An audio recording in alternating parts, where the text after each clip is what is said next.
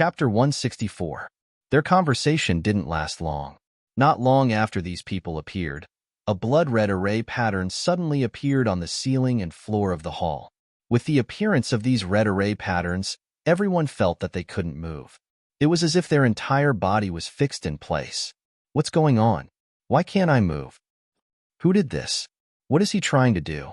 If I had known this would happen, I wouldn't have come to look for the divine weapon. I'm a swordsman. Why would I want the inheritance of a sorcerer? Not to mention that I couldn't even pass the first level. I might even die here today, a man said with a long face. Isn't that right? I regret it so much that my intestines are turning green. I finally made it to the second level, but I almost died in the hands of a magical beast. I didn't pass the third level and now, something like this has happened. If I had known that this month would be unfavorable for me, I wouldn't have come out no matter what. I would rather stay in the Adventurers Guild until the end, the man said as he beat his chest and stomped his feet. The entire hall was filled with panicked screams and all sorts of regretful voices. These people regretted it more than once. Why did they rush forward as soon as they heard the words Tomb of the God of Sin? Now, they were going to die here. These regretful voices and curses didn't last long because the demon soldiers had started to move. After the array in the hall was activated, it didn't only have the ability to fix people. Those who were fixed in place and closest to the demon soldiers couldn't help but move forward. When they were 2 meters away from the demon soldiers, the blood on their bodies automatically flowed into the demon soldiers' mouths.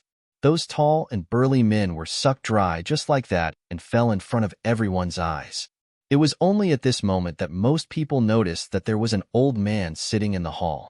The key now wasn't the appearance of this old man, but the fact that this old man looked like a big boss at first glance. Moreover, he could suck people's blood. How were they going to deal with this? They didn't want to be sucked dry. This array was very powerful. Even someone as strong as the Warlock Saint was fixed in place. Fortunately, the Warlock Saint wasn't an ordinary person, so the demon soldiers didn't touch him. They only attacked the people who were teleported in. What's going on? Skycliff asked. Mingshi gave a simple account of what had happened. Everyone couldn't believe that there was actually a demon living in the god's tomb. Although this demon didn't sound very strong, he could use formations to suck blood. Moreover, he had the strength of a saint. Even if he was just a small soldier in the demon race, in the human world, he was a boss. Of course, they didn't know the term boss. If they did, they wouldn't mind using it. Ancient demon clan? Interesting. When Tianya heard about the demons, not only was he not worried, his eyes even lit up with fighting spirit.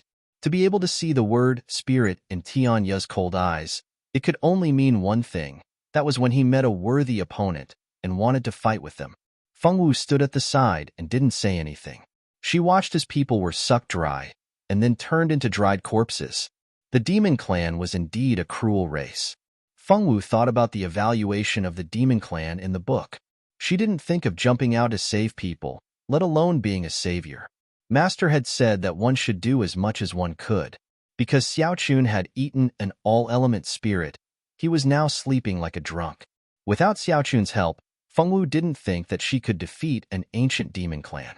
She didn't know if it was an illusion, but the demon clan, who had sucked the blood of more than 10 people, looked younger and younger.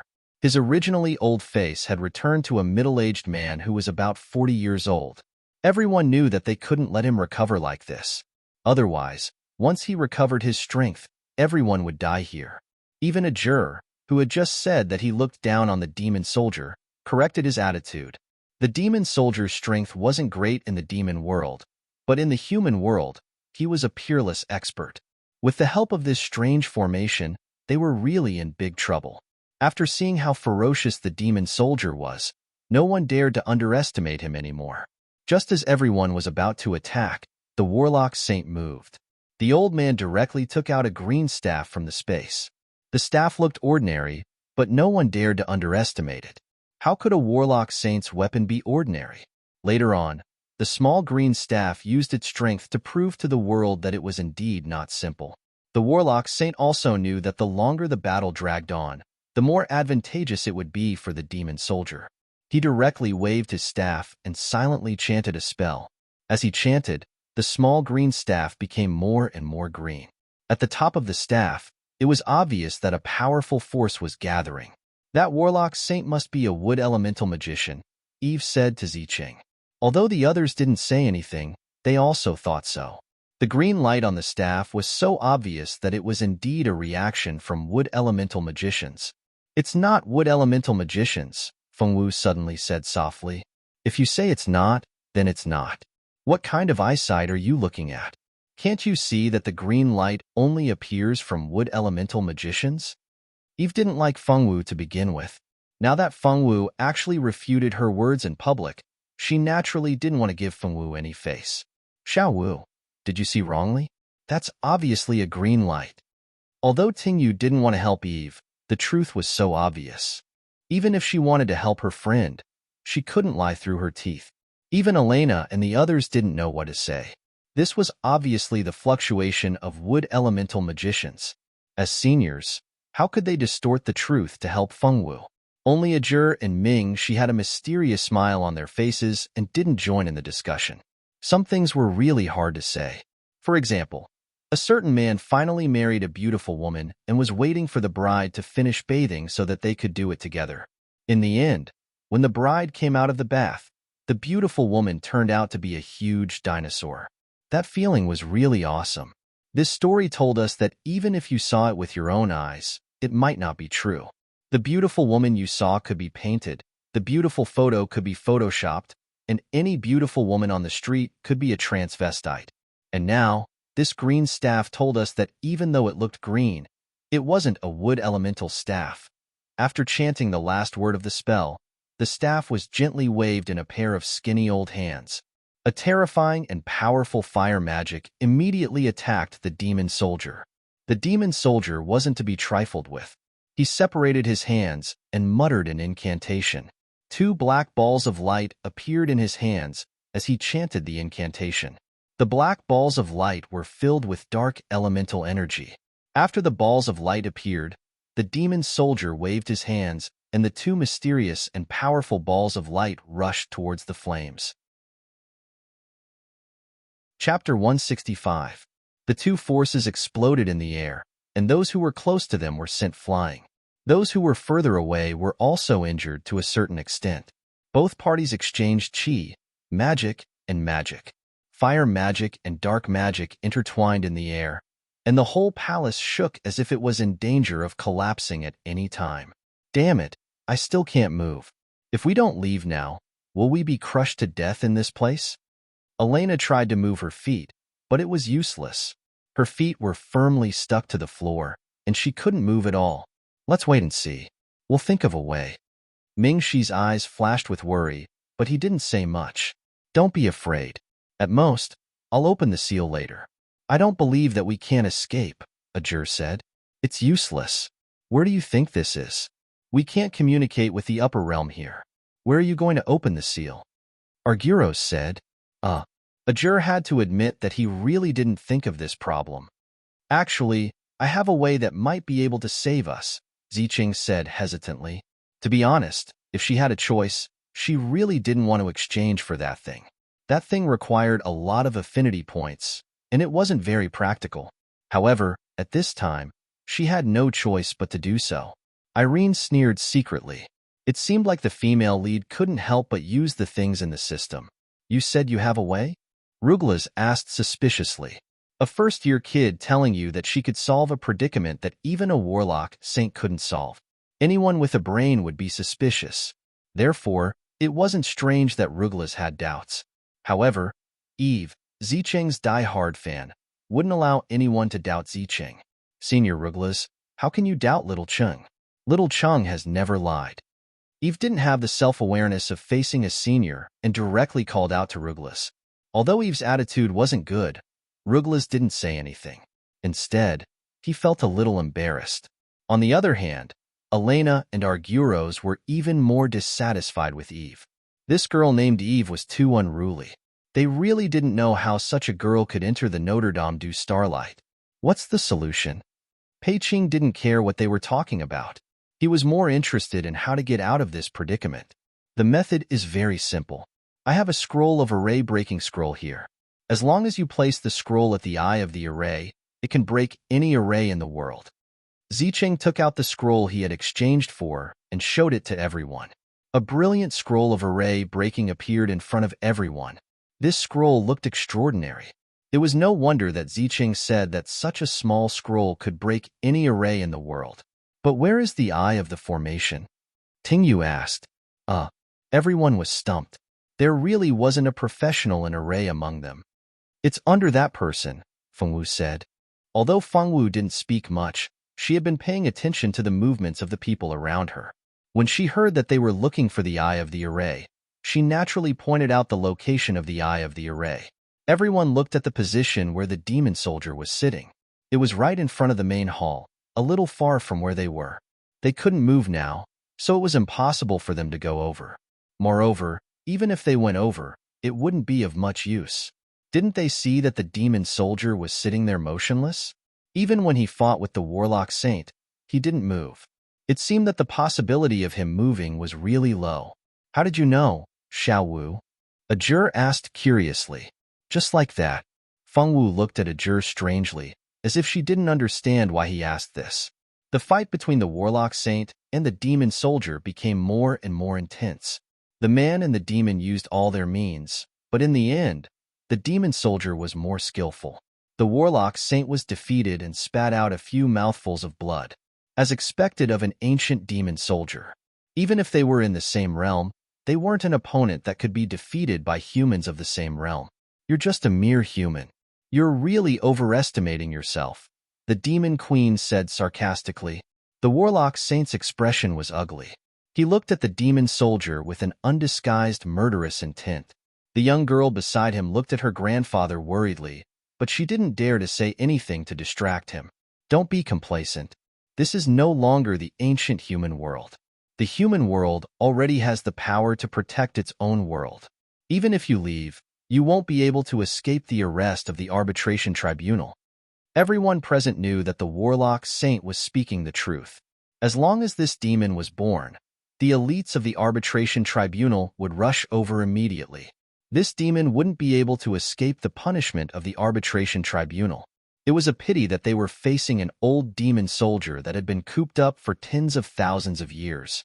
It wasn't interested in the new power of the human world at all. Instead, it thought that the warlock saint was moaning before he died. The warlock saint, the only combat power on the human side, was already seriously injured. After the warlock saint lost most of his combat power, the demon soldier continued to absorb blood to increase its power. One by one, the human powerhouses turned into dried corpses. Their screams echoed in the hall again and again, making one's hair stand on end. Don't suck my blood. Don't, let me go. Let me go, I beg you. Don't suck my blood. You have to suck them. Don't suck my blood. Shrill cries rose and fell in succession within the hall, and the cries were filled with resentment and unwillingness. What should we do? If we don't act now, it'll be our turn soon, Rika said anxiously. That's right. With the speed at which the demon soldier was absorbing blood, if they couldn't break the array, everyone would die. Xiao Chun had woken up. Fengwu sensed the movement in her dantian and sent her consciousness into it. Sure enough, she saw that Xiao Chun's entire sword was much more agile. It even turned in circles to greet her. Xiao Chun, there's a powerful guy outside. Can you lure it away? Fengwu asked. Xiao Chun waved his sword, as if to say that it was no problem. While Fengwu and Little Silver were communicating, Ming Shi and the others were also discussing how to lure the demon away and how to place the array-breaking scroll at the eye of the array. Neither of these two matters was something that could be done normally. Now that the two matters were placed together, it could be said that it was impossible to accomplish anything. If they hadn't been trapped in the array, it would have been fine. Unfortunately, they were all trapped now. Even the only warlock saint who could possibly escape was seriously injured. What should they do? Why don't you try using your pure purple heavenly sunfire? Rika said hesitantly. When Rika said this, everyone thought of something. That's right, Zicheng had the heavenly fire. Perhaps the demon soldier would automatically leave the eye of the array after being burned by the heavenly fire. Chapter 166. They hadn't thought of it before, but the more they thought about it, the more feasible it seemed. Other than Ming Shi, Skycliff, and a few others, the majority looked at Zicheng with hope. Zicheng looked back at the crowd awkwardly and said, "I'm sorry to disappoint everyone. Although my pure purple heavenly sun fire is powerful, it can't be too far away from me. That demon soldier is too far away from me. My heavenly fire can't touch him at all." Zicheng had thought of this method before, but it was destined to be impossible. Rika and the others sighed in disappointment. After a while, more and more adventurers were killed. Only a few people standing near the door were still alive. Those in the front and center were unlucky and died. Only Meow Meow and a few others were left standing there alone. They were so scared that they almost cried. "Help, I don't want to die. My wife is about to give birth. What will happen to her if I die? My mother is still waiting for me to go back and marry her. Don't kill me." All kinds of desperate screams were heard. The cold-blooded demon soldier wouldn't be merciful just because these people were crying. These were all energy that could help him recover his strength. How could he let them go? Because the demon soldier had absorbed a large amount of human blood, he looked younger and younger. Now, he looked like he was in his early 30s. The current demon soldier didn't look old at all. Just when everyone was in despair, an ancient silver sword suddenly flew out of Feng Wu's dantian. This sword that suddenly flew out was, of course, Xiaochun. After Xiaochun came out of Feng Wu's dantian, he was very excited. He hadn't come out for a long time. The last time he came out, he came and went in a hurry. He didn't have time to show the world the power of his pure sword. How could he let this happen? "Xiaochun, do your best." Feng Wu's face was expressionless. She imitated a Jur and Tank when they cheered her on. Unfortunately, her face was expressionless. This cheering wasn't convincing at all. Fortunately, Xiaochun was not a calculative divine sword. To him, receiving a cheer from his master was enough to make Xiaochun fly with joy. As soon as Xiaochun appeared, Ming Shi and the others recognized him. Wasn't this the divine sword that appeared last time? Zicheng and Irene looked at Xiaochun with complicated expressions. That sword looked extraordinary, and they wondered how Feng Wu had obtained it. Eve's heart was filled with envy. How could Feng Wu get all the good things? That sword must be a sacred artifact. It possessed such a spiritual nature. How could such a spiritual object choose a two-faced woman like Feng Wu as its master? What a blind man. This was the first time Rika saw Xiaochun appear. Although she had heard that Feng Wu had helped them a lot on the way here, she had thought that these seniors were just trying to make Feng Wu look good. She didn't expect that such a thing was true. How could a commoner be so lucky to obtain such a spiritual weapon? Rika and Eve were the same. They thought that Xiaochun was at most a sacred artifact. They didn't even think that it was a divine artifact. As soon as Xiaochun appeared, he kissed Feng Wu for a while before flying towards the demon soldier. The moment Xiaochun appeared, the demon soldier immediately felt a fatal danger. He looked in the direction where the sense of danger came from, and his eyes widened. Impossible. It can't be. How could it appear in the lower realm? The demon soldier shouted in shock. The warlock saint also looked at Xiaochun thoughtfully. He seemed to be recalling the divine artifacts in the ancient records. No matter how hard he thought, he couldn't figure out where this sword came from. Xiaochun didn't give the demon soldier too much of a chance to speak. He had come out to make the demon soldier move, not to talk to it. Xiaochun flew closer to the demon soldier. He didn't even need to attack. The demon soldier ran away as if it had seen a ghost. It didn't even care about the people in the hall who were still alive.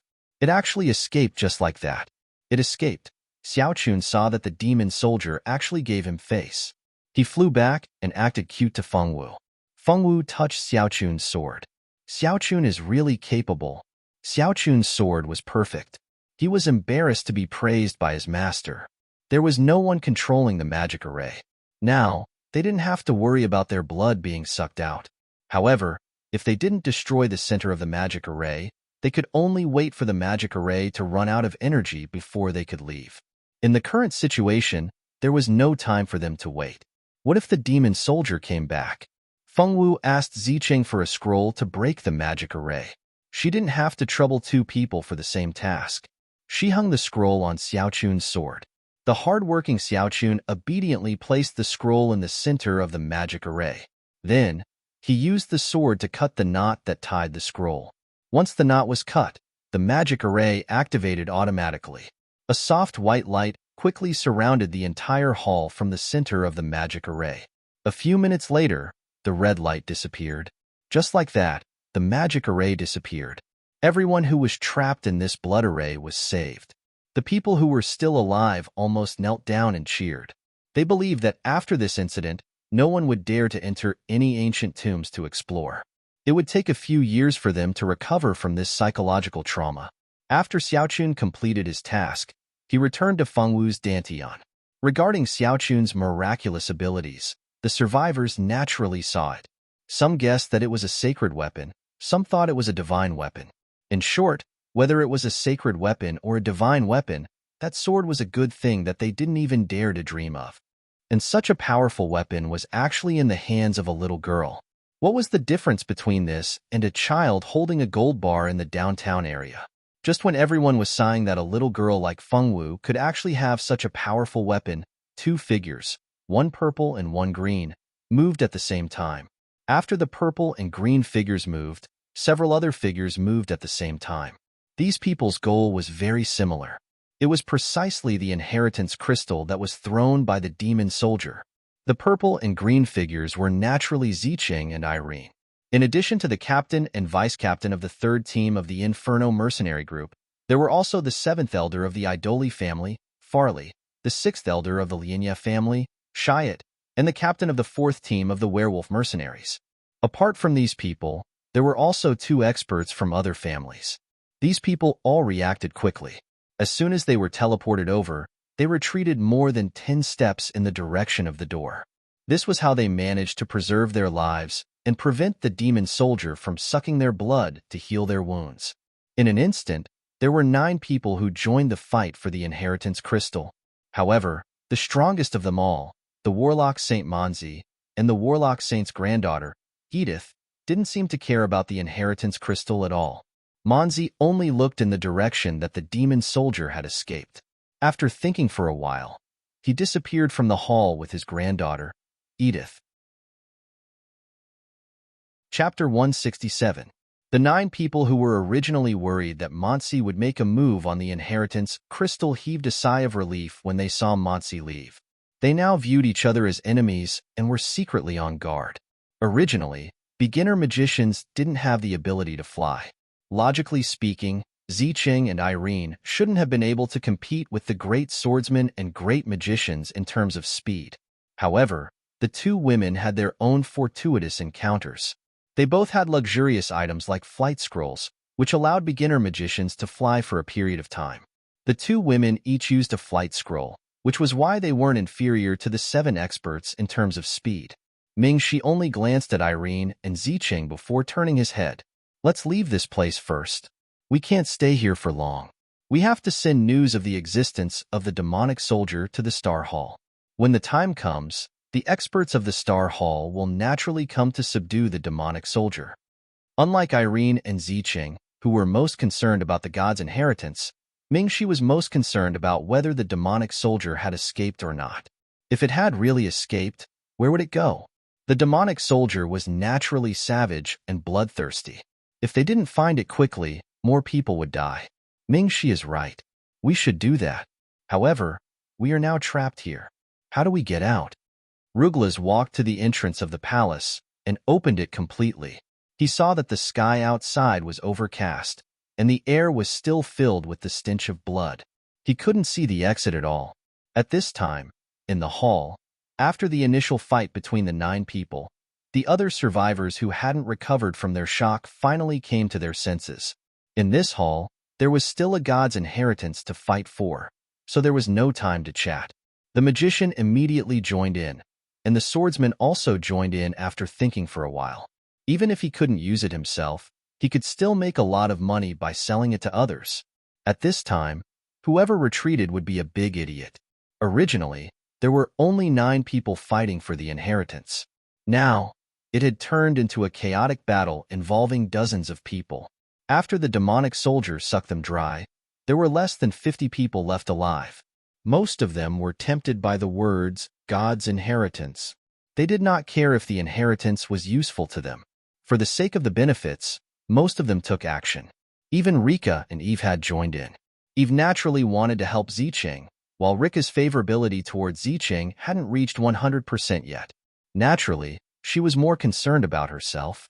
The reason why she helped was because she wanted to fish in troubled waters. In the end, she was driven by her own interests. In the chaos of the palace, the people who were lucky to survive just now only had interests in their eyes. They had completely forgotten about the danger of death. Mingxi and the others who didn't fight for the inheritance had already left the palace and appeared outside the palace. There were a few adventurers who followed them out. They were all really smart people. They didn't know if the demonic soldier would come back. The restriction here obviously hadn't been lifted. At this time, they didn't want to escape, but wanted to obtain the inheritance. Wasn't that courting death? Unfortunately, such a simple logic wasn't something that everyone could understand. Fengwu followed Mingxi and the others out of the palace. The group of people lingered outside the palace, each of them thinking of a way out. Fengwu didn't know much about restrictions and couldn't see where the way out was. This place was barren, and it was impossible to ask the plants to find a way out. Fengwu was a little depressed. The demonic soldier had escaped, and everyone was trapped. If only she was a little stronger and could use all of Xiaochun's strength. In the eyes of others, Xiaochun was incomparably powerful. The infernal queen fled when she saw him, but as the owner of the pure sword, Fengwu knew that Xiaochun could purify all the evil in the world. The demonic soldier killed people like scything flax and had a cruel heart. Once Xiaochun got close to him, he would naturally be purified by Xiaochun. However, only Fengwu knew that Xiaochun's strength was indeed very strong. His purification ability was top-notch, but if she really wanted to use Xiaochun to fight someone, she couldn't do it now. Xiaochun's strength was too strong. With her strength, using Xiaochun's move could empty her body of strength. If she had used Xiaochun to fight the demonic soldier, after one move, if the demonic soldier hadn't been destroyed, she would have been dead. That was because it was easy for the demonic soldier to kill a person who had lost her strength. Although Xiaochun had intelligence, his range of movement was limited by Fengwu's power. If it wasn't for Fengwu's power being too low, the demonic soldier wouldn't have been able to escape from the pure sword's pursuit even if he used all of his trump cards. In this battle, Fengwu saw her own shortcomings. If she was a little stronger, the demonic soldier wouldn't have been able to escape from the pure sword. Now, they wouldn't have been trapped here. After coming to this world for a while, Fengwu was no longer the ignorant girl who lived on Mount Yuehua. She knew the importance of strength. Just like what her master said, no matter where she went, strength spoke louder than words. Sure enough, what her master said was right. She must work harder in the future. She must become a peerless expert like her master. Her master was so powerful. No one dared to come to Mount Yuehua to challenge her master. In the future, she must be as powerful as her master. Fengwu secretly vowed in her heart. Fengwu's thoughts drifted far away, but no one noticed. They were all thinking about how to leave this place. Mingxi was very calm. He frowned sometimes and was deep in thought. At first glance, it was obvious that he was thinking about something serious. Elena and the others didn't disturb Mingxi. Unknowingly, the battle in the hall had come to a conclusion. Zicheng and Irene, these two little girls who were originally not in the eyes of the 7 experts, became the dark horses of this battle. Zicheng had countless magic tools in his hands, and all kinds of scrolls were flying all over the sky. Irene was also not someone to be trifled with. No one would have thought that Irene actually contracted a baby sacred beast. Although this sacred beast was only in its infancy, its identity as a sacred beast was there. Even if it was still weak, it was not something that ordinary people could resist. This sacred beast was actually one of the opportunities that Zicheng would get in the future. The place where it was located was somewhat hidden, but there was no danger. Irene used her own foresight to go to that place one step ahead of Zicheng and successfully contracted the egg of the sacred beast. That was how this baby sacred beast was born. According to the original work, this little guy had to stay in the egg for more than a year before it could meet Zicheng and break out of the egg with the help of Zicheng's blood. Now, because of the arrival of Irene, some things in the book had been brought forward. The sacred beast was also born from the egg more than a year earlier. This baby sacred beast shape was somewhat like a puppy. It was very cute. If it wasn't for the genuine sacred beast's aura, no one would believe that it was a sacred beast. Chapter 168. As soon as the little sacred beast appeared, it immediately created a shield to cover Irene. At the same time, it launched an attack. Everyone only saw a bright light before their eyes. It was so bright that they couldn't open their eyes. They had no choice but to close their eyes to prevent their eyes from being hurt by the strong light. Oh no! At this time, most of the experts already knew that they had been tricked. Unfortunately, they couldn't see anything with such strong light.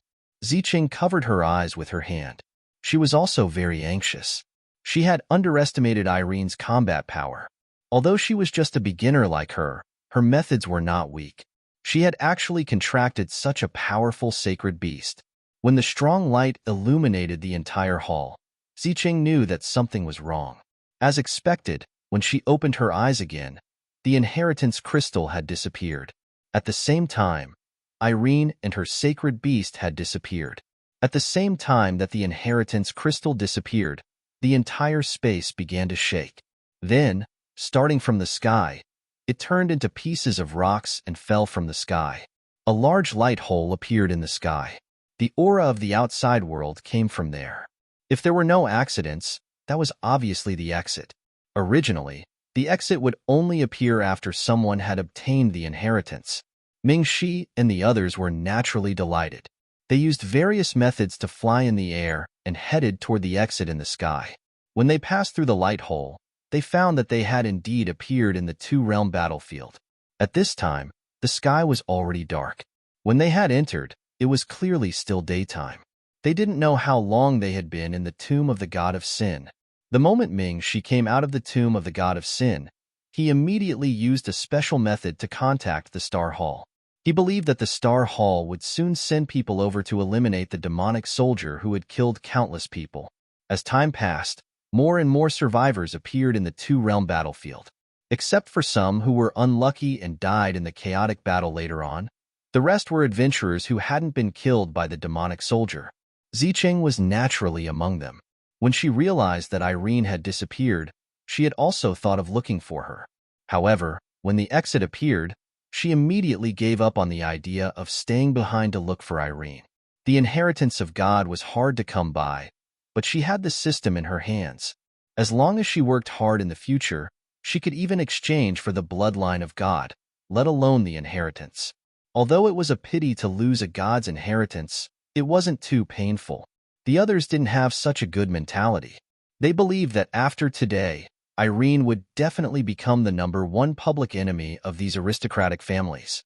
After all, since she dared to snatch food from the mouths of these aristocratic families and mercenary groups, how could these people let her off so easily? When these people left the divine tomb, the first thing they did was to search for Irene's figure. Unfortunately, they couldn't find her. When Irene had decided to snatch the inheritance, she had already made all the preparations. How could she be so easily caught? All of you, stop right there. Hand over the girl who snatched the inheritance. Otherwise, don't even think about leaving this place. The sixth elder of the Lianya family, Shiat, gloomily looked at Mingxi and the others, killing intent surfacing in his eyes. The seventh elder of the Italy family, Farley, also surrounded them. This time, the great families had suffered great losses. Most of the juniors they brought out for training had died in the divine tomb.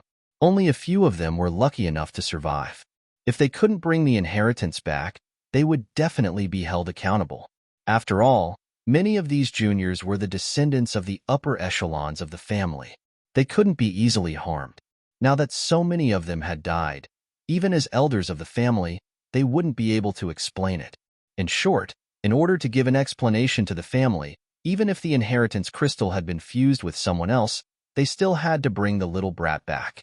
As long as they brought back the little brat who had fused with the inheritance, they wouldn't have to be afraid of being held accountable by the family.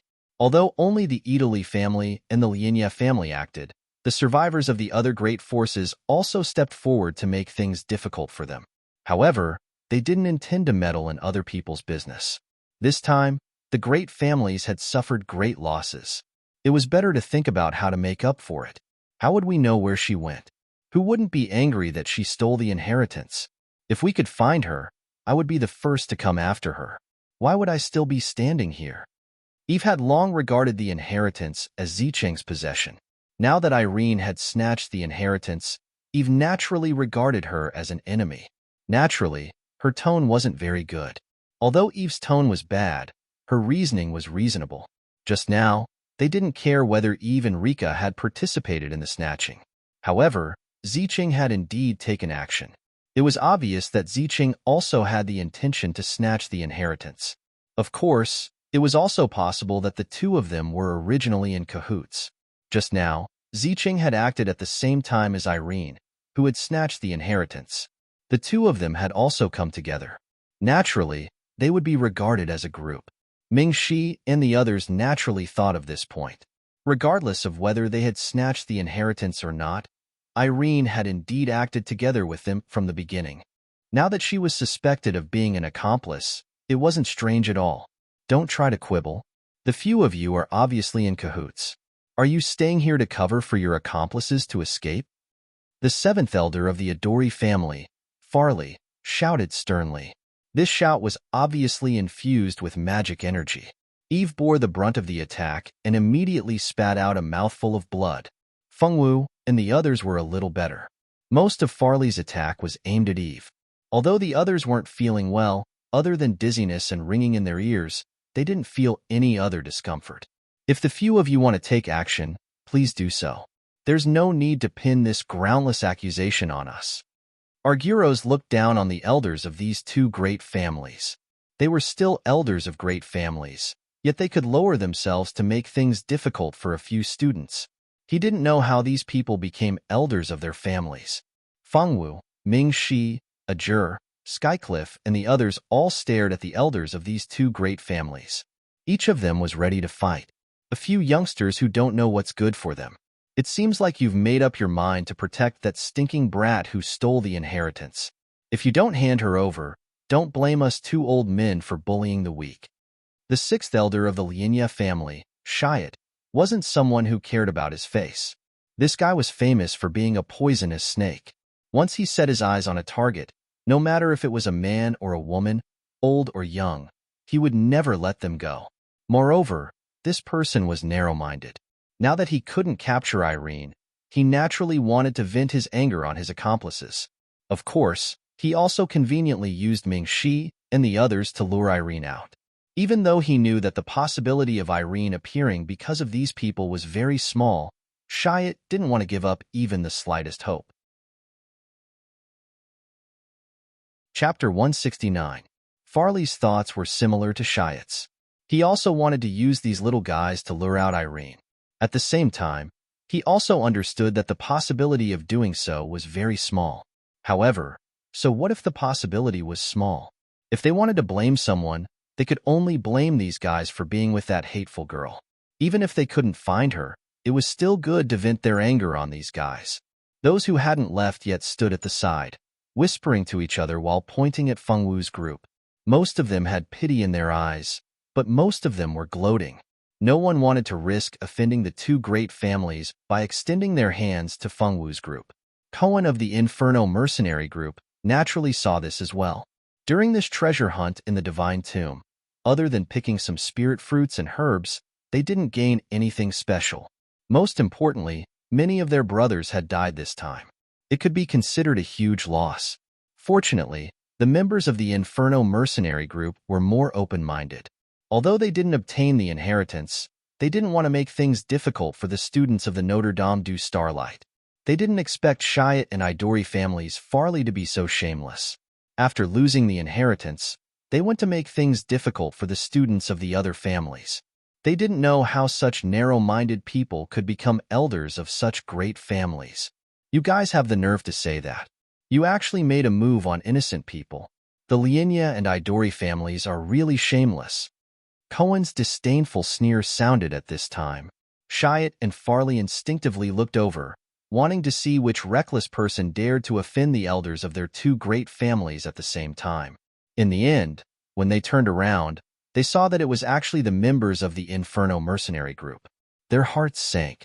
They didn't expect Cohen of the Inferno mercenary group to stand up for a group of students. Their expressions turned ugly. What? I hit the nail on the head. You have nothing to say. Seeing that the two of them didn't say anything, Cohen simply walked over with Miriam. The two of them stood not far from Farley and Shiat and sneered. Cohen, this has nothing to do with you. We don't want to be enemies with the Inferno mercenary group. You better take your people and leave quickly. Mind your own business. Farley said to the two people standing not far from him. If I do, what are you going to do? Cohen wasn't going to fall for his tricks. Others might be afraid of the two families' influence, but the Inferno mercenary group wasn't afraid at all. Moreover, the Inferno mercenary group was the same as the Lienia and Italy families. They were all big forces, and it wasn't easy for big forces to become enemies with each other. After all, if they really fought, it wouldn't be good for anyone. At most, it would just be a few small fights and it would be over. Cohen's arrogant words made the faces of the elders of the two families turn even uglier. It seemed like this fellow was determined to get involved. Do you really want to stand up for these unrelated people? Shiat's face was gloomy, and his tone was a little strange. That's right. It's my fault for not being used to seeing you guys bully others like this. If you lose in the inheritance fight, that's because you're not as skilled as others. What's the point of venting your anger on other people's classmates? I just can't stand your way of doing things. Cohen, do you think I don't dare to attack you? Shiat's sinister voice sounded as dark magic elements floated around his body. Cohen didn't want to be outdone and released his Do-Chi. Both of them were elders of big forces, so their strength naturally couldn't be underestimated. Captain Cohen, thank you for being willing to help us at this time. Let us deal with the rest ourselves. Ming-Shi spoke at this time. His voice was clear and pleasant to the ears, and it seemed to have some kind of soothing power. Can you guys do it? Cohen asked doubtfully. He was a little worried that these little guys would try to be brave. Although Shiat and Farley's character wasn't good, their strength was undeniable. Students like Ming-Shi and the others were no match for those two old men. There shouldn't be any problems, Ming-Shi smiled lightly. His smile was clear and light, and it made people feel comfortable. Since that's the case, you guys be careful. Originally, Cohen wanted to help, but it was obvious that the other party didn't want him to interfere. Cohen wasn't a person who liked to meddle. Since the other party said that they didn't need his help, why would he meddle in their affairs? On the other hand, Shiat and Farley looked at Ming-Shi and the others as if they were looking at fools. Originally, with Cohen's help, Ming-Shi and the others had some hope of escaping from their hands. But now, the only person who could save them had been pushed away by them. What was the difference between this and suicide? Are they stupid? They actually didn't let Captain Cohen help. Who do they think they are? They're just a few students who haven't graduated yet.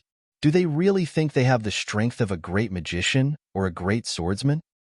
Isn't that right? I've never seen such a fool. Say, do you guys think they're so strong that they can fight against two great magicians? Is that why they didn't let Captain Cohen help? Maybe. Young people really don't know much. They only learn magic and Do-Chi for a few years, and they already dare to challenge great magicians.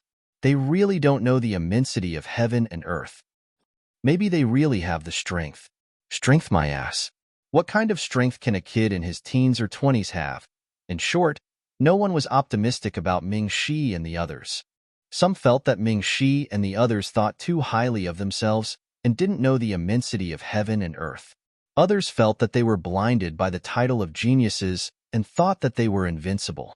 Those who could enter the Notre Dame du Starlight were all geniuses. That was the place where geniuses gathered. Many of the Notre Dame du Starlight students thought highly of themselves and thought that Ming-Shi and the others were students who had been blinded by the halo of geniuses. Were Ming-Shi and the others really as useless as those people thought? The answer was, of course, impossible. We still have things to do. If you want to fight, please hurry. Skycliffe's cold face didn't reveal any emotions, but the impatience in his words was quite obvious. Although his tone was normal, one could still feel his impatience. Uncles, are you two looking for a fight? Fengwu blinked, then turned to ask a juror. Fengwu's evaluation of these two was that they were two annoying uncles. Why did they have to talk so much when they wanted to fight? If they could save the time they had to talk, the fight would have been over long ago. The two elders, who had no idea that they were being criticized by Fengwu for wasting time, were currently mocking Ming-Shi and the others in their hearts for not knowing the immensity of heaven and earth. Right? Anyway, they aren't here to eat with us. A juror looked at the two elders with disdain, deeply despising their characters. They spoke as if the inheritance belonged to their two families. How shameless. Brat, you're courting death. The two elders were, after all, the elders of two large families. When had they ever been ridiculed by the younger generation? They were instantly enraged.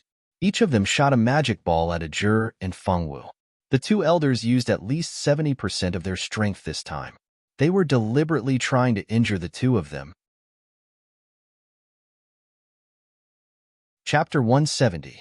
Unfortunately, the two of them had underestimated the strength of Ming-Shi's party. Before the two balls of light could reach Fengwu and a juror, they were destroyed by a snow-white long sword. This was a magic attack made by two 7th-level great magicians, yet it was destroyed by a single sword strike. This was impossible. This wasn't a dream. Not to mention how inconceivable Shiat and Farley were. Even the surrounding adventurers felt as if they were dreaming. If you want to do it, then do it quickly. Don't talk too much nonsense. Skycliff's long sword had already been unsheathed. The blade was wrapped with an ice-cold sword intent. This was the ice sword intent, the first type of sword intent that Skycliff had comprehended.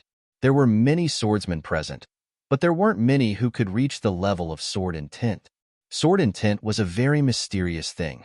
Only a great swordsman who had comprehended sword intent had the opportunity to become a great swordsman.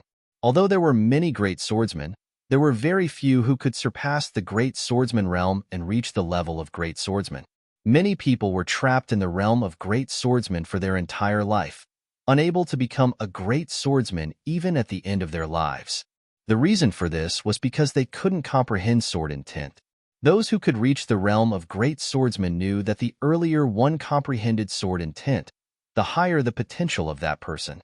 Only then would they have the hope of reaching a higher realm in the future. Skycliff was only in his 20s. He was still a youth at first glance. But now, he had comprehended sword intent that many great swordsmen couldn't comprehend. This was simply a super genius. Good boy. You are really talented. To be able to comprehend sword intent at such a young age, you are much stronger than most great swordsmen. Are you interested in becoming a guest elder of our Italy family? As long as you agree, I won't care about your disrespect towards me. As a great magician, Farley naturally had good eyesight. He was able to see Skycliff's terrifying talent in swordsmanship at a glance. He was afraid that Skycliff would become a great swordsman or great swordsman in the future. He might even reach the height of a magic swordsman. Reaching a higher realm was not something they dared to think about. If they could befriend such a promising young man, it would be beneficial to their Adori family. For various reasons, Farley really wanted to let go of Skycliff, who had spoken rudely to them just now. Our Lienya clan also welcomes you to join us. As long as you are willing to become a guest elder of our Lienya clan, we are willing to provide you with cultivation resources, and all of our grievances will be written off. What do you think? Shiat was also very sincere.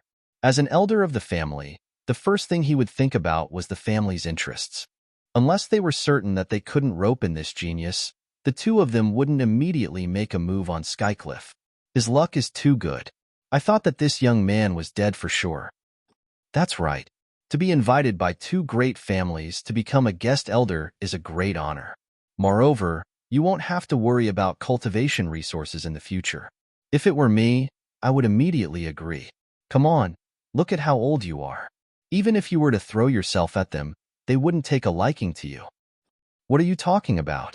You guys talk too much nonsense. Just when everyone thought that Skycliff would be overjoyed and agree, he directly said something that made them want to stab him to death. Was this a rejection? Is he really refusing? Aren't you just courting death? It was such a good thing. Why aren't you willing? The spectators couldn't understand.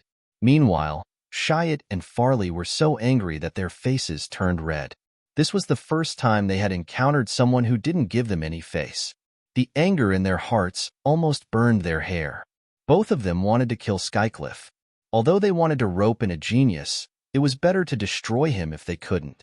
After today's incident, this genius definitely wouldn't have a good impression of their two great families. Since that was the case, they might as well let him die here. It was better than waiting for him to grow and become an enemy of their two great families. Courting death, Shiat shouted with a gloomy expression. The element of darkness surged, and several balls of darkness flew towards Skycliff. Skycliff calmly drew a sword in the air, following which, Skycliff activated a sword technique. The long sword in his hand moved as fast as lightning towards the balls of light. This time, Shiat used his full strength. In order to prevent a genius who was hostile to the Lienya family from growing, he had to kill him. Senior Skycliff, will you be all right? Rika worriedly pulled on Zicheng's sleeve, her heart in turmoil. If she had known that she would encounter such a situation, she wouldn't have come to the two-realm battlefield. Little Cheng. Similarly, Eve was also worried. Zicheng's other sleeve was tightly gripped by Eve. She also had a nervous expression on her face. It's fine. Zicheng calmly smiled at the two of them. Unlike these two, Zicheng had countless trump cards in his hands. Naturally, he wasn't worried about his life. Because of Zicheng's calmness, the two of them relaxed a little. Ajur originally wanted to comfort Fengwu, but Fengwu didn't give him the chance. Her eyes were bright as she stared at Skycliff's attack. Skycliff's sword techniques were clean and neat, but his killing power was extremely high. Although he wasn't a great swordsman yet, he was still able to fight against a great magician without showing any signs of defeat. This kind of strength was indeed worthy of being the valedictorian of the 4th grade. Curse of Darkness. Seeing that the balls of darkness weren't of much use, Shiat waved his staff again. This time, his chanting time was even shorter. When he chanted the 4 words, the surrounding light disappeared. Everyone seemed to have sunk into darkness. No one could see each other's existence. Not good. Looks like this old man really wants to take that youth's life. Cohen cursed. Captain, you know that the two of them won't let such a dangerous person live. Miriam didn't want his captain to interfere too much. It wouldn't be good for the Inferno mercenary group. Although they weren't afraid of the strength of the two families, it wasn't a good thing to make enemies for no reason. Cohen could only sigh deeply. He felt pity for Skycliff. The youth's temperament was indeed too impulsive. High-level dark magic, Curse of Darkness. When the magic was activated, it would envelop the surrounding area in darkness. As for how wide the area was, it would depend on the person's realm. With Shiat's realm as a great magician, the power of such a high-level magic was naturally very strong. The moment the magic was activated, even those who were watching the show were enveloped in darkness. It's so dark. Fengwu frowned. She wasn't used to the sudden darkness. Xiao Wu, don't be afraid. I'm here. Ajur thought that she was afraid. Didn't she see Rika and Eve screaming in fear? I'm not afraid. Fengwu wasn't a coward. Ajur thought that Fengwu was afraid. Chapter 171. Ajur couldn't see Fengwu's expression, but he could guess that the Fengwu girl was unhappy. Yes, our Fengwu is the bravest. Why would she be afraid of a little darkness? Ajur tried to pacify Fengwu, and sure enough, Fengwu immediately became happy. If it wasn't for the fact that it was so dark right now, one could see that the girl's eyes were shining brightly. In this darkness, no one would be able to discover anyone's location except for the person who cast this spell. Before the darkness faded away, he was the master of this place, so he could know the location of anyone in this darkness. Another dark spell was cast from a dark corner. A cold smile hung on his face, as if he could already see the death of that cold youth. So what if he was a genius? A dead genius. No matter how talented he was, what could he do? Even the upper echelons of the Yi family knew that Shiat had a hobby of killing geniuses. He had killed plenty of commoner geniuses as well as nobles. Of course, those he killed were the geniuses of smaller nobles. Shiat wouldn't provoke the geniuses of the bigger families. As an elder of the family, he knew the principle of picking the soft persimmon to bully. This was also the reason why Shiat wasn't punished for killing so many geniuses over the years. As long as he didn't cause trouble for the Liye family, they wouldn't stop him from using this small nickname. Now that another genius had appeared in front of him, Shiat licked his lips in excitement, as if he could already imagine the scene of that white-haired genius lying in a pool of blood. Shiat had already finished preparing his spell, and as long as he cast it, he believed that Skycliff and his companions wouldn't be able to survive the attack of his advanced dark spell. Brat, remember this. This is the consequence of offending the Liye family. Shiat was about to cast his spell in the direction of Skycliff and Fengwu. I told you. You talk too much nonsense. A cold voice slowly approached, accompanied by the footsteps of the Grim Reaper. Shiat wanted to dodge, but it was too late.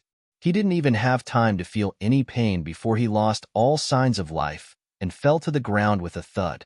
Due to Shiat's death, the dark spell was dispelled and everyone regained their sight. It was as if the darkness had never existed. The faint moonlight shone on everyone's body. The darkness of the night was originally a blessing for dark mages. Because his magic was cast at night, it was even more powerful. If it was cast during the day, it could make people lose their light for 30 seconds. But if it was cast at night, it could make people lose their light for a minute and a half. A full minute and a half, in which many things could happen. No one would have thought that Shiat, a hunter, would actually be killed by the prey he had set his sights on. Everyone who had just recovered from the darkness looked at Tianya in disbelief. This youth's strength was clearly not at the level of a great swordsman, but he was able to kill Shiat, who had the strength of a great magician. This was simply unbelievable. I'm dreaming, right? Or is it because it's too dark and my eyes are playing tricks on me? Cohen rubbed his eyes in a daze. Shiat was the Linya family's dark element genius. A dark magician was a powerful magician. Even Cohen himself wasn't confident that he could kill Shiat. But now, a student who was obviously weaker than them had done it. Anyone who saw this scene would find it unreal. I wish I was dreaming, but it's not. Milline smiled bitterly. How is this possible? This can't be real. Impossible. How did Shiat die? How did he die?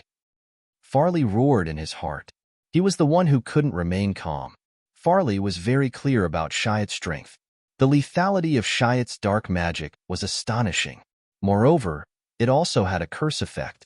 If one was injured by dark magic and couldn't find a light magician to remove the curse, then they would be tortured by the curse until they wished they were dead.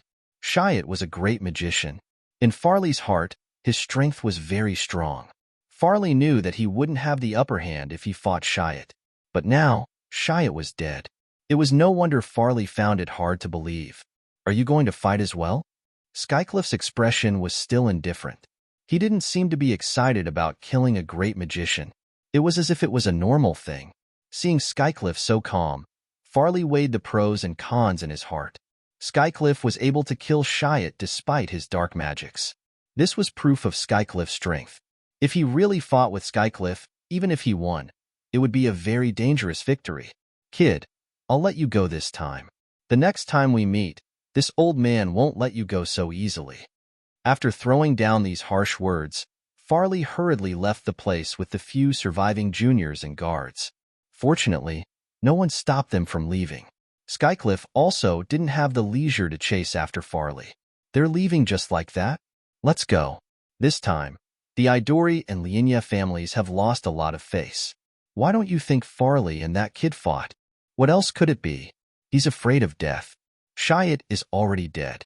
Farley's strength is at most on par with Shiat's. He might not even be as strong as Shiat. How could he not run at this time? The surrounding onlookers discussed among themselves. Even the survivors of the Linya family had disappeared without a trace. They probably went back to report the news of Shiat's death. The people of the Idori family had already run away. Cohen originally wanted to go up and talk to Skycliff, but Mingshi had already led everyone away. He didn't care about what the people behind him were saying. Drew followed beside Fengwu and saw a shocking reversal of events. He originally thought that Fengwu and the others wouldn't be able to keep their lives. As a friend, Drew couldn't bring himself to run for his life. He was already prepared to die with Fengwu and the others. He didn't expect that they wouldn't die in the end. Not only did they not die, even that Elder Shiat was killed by Skycliff. Drew looked at Skycliff with eyes full of worship. So powerful, so powerful. He was actually able to kill a great magician of a higher rank. Furthermore, it was a dark magician who was publicly acknowledged as the most difficult to deal with. He was simply too strong. After leaving the tomb of the god of sin, the two-realm battlefield seemed to have returned to its original state. The undead army that had disappeared without a trace appeared again. Feng Wu and the others killed quite a number of undead along the way, and only then did they find a relatively safe place to set up camp and rest. Chapter 172. Everyone had gained a lot from entering the tomb of the god of sin. Of course, the one who gained the most was definitely Irene.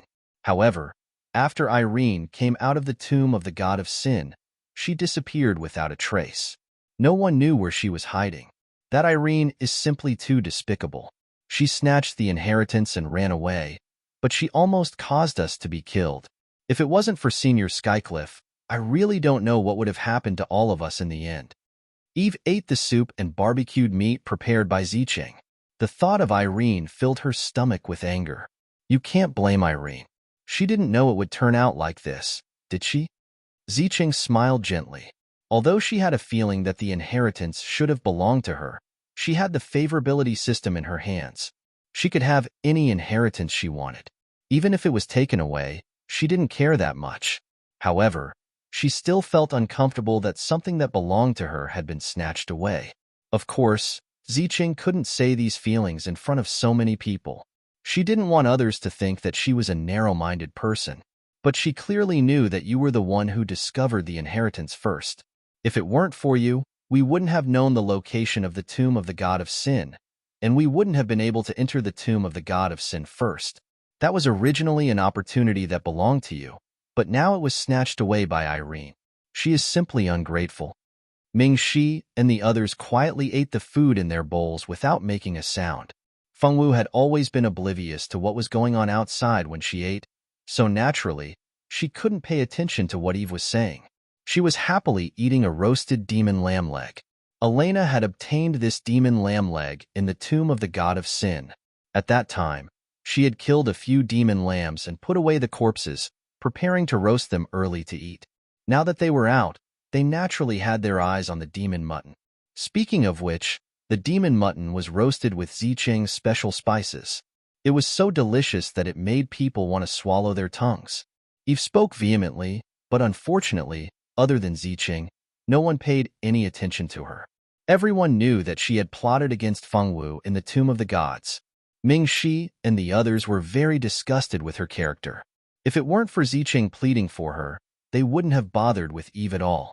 Zicheng persuaded a few more times, then changed the topic without leaving a trace. He could clearly feel that Elena didn't like Eve. Even Senior Ming Shi and the others looked at Eve strangely, always with a hint of indifference. It was clearly not like this in the past.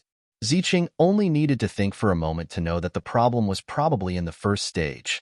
He didn't know what happened in the first stage that caused Senior Elena and the others to change their attitudes like this. Everyone had their own thoughts on this night. Just like that, everyone passed the last night in the two-realm battlefield peacefully. When Ming Shi and the others returned to Notre Dame du Starlight, a few days had already passed. Fortunately, Ming Shi and the others covered for them this time. Pei Qing wasn't caught and returned to Central City safely. However, the bounty on Pei Qing had always been at the top. Now, the bounty had already reached 500,000 gold coins. So much money. Ajur and the others drooled when they saw it. If it weren't for Pei Qing being so difficult to deal with and being so cunning, they would have definitely handed him over. This way, they would be able to earn 500,000 gold coins. Although this idea was beautiful, it was a pity that Pei Qing wasn't willing to cooperate at all. Everyone could only look at the bounty and sigh. Other than giving Drew the antidote spirit fruit, Feng Wu could be said to have gained the most from this trip. Because those magical beasts all liked her very much, Feng Wu had collected many good things in her spatial ring. Speaking of Drew, ever since they left the two-realm battlefield, Feng Wu gave him an antidote spirit fruit that Drew wanted. Drew took the spirit fruit and thanked her repeatedly. He was so touched that his eyes turned red. Although it was just a fruit, if it was sold at the auction house, it could fetch a lot of money. After thanking Fengwu again and again and saying that he would definitely go to Central City to visit her if he had the chance, Drew reluctantly bid farewell to everyone and went back to save his father. Mingxi and the others were seniors. When they returned to Central City, they separated from Fengwu and the others. No one knew what they were going to do. As for Fengwu and Ajur, they went to visit Tianyu's family first and had a big meal at Tianyu's house before returning to school to cancel their leave. Peiqing and the others seemed to have used the money they earned to buy a small house in the city.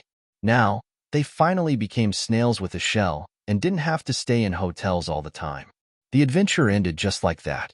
Fengwu and Ajur returned to school and checked the rankings. Because the two of them had just earned a large sum of money, they had now rushed into the top 10. The first place was still occupied by Zicheng, and the second place just happened to be Irene. By the way, Eve's ranking wasn't low either. In fact, it was slightly higher than Fengwu and Ajur. Although Rika's ranking wasn't in the top 10, it was still within the top 50. If there were no accidents, this money-making mission would probably end with this ranking. Even if there were changes in the rankings in the future, it wouldn't change too much. After returning to school, Fengwu's life began to revolve around school again. Occasionally, she would go out to accept a mission, but she wouldn't go too far away. Before she knew it, the semester was almost over.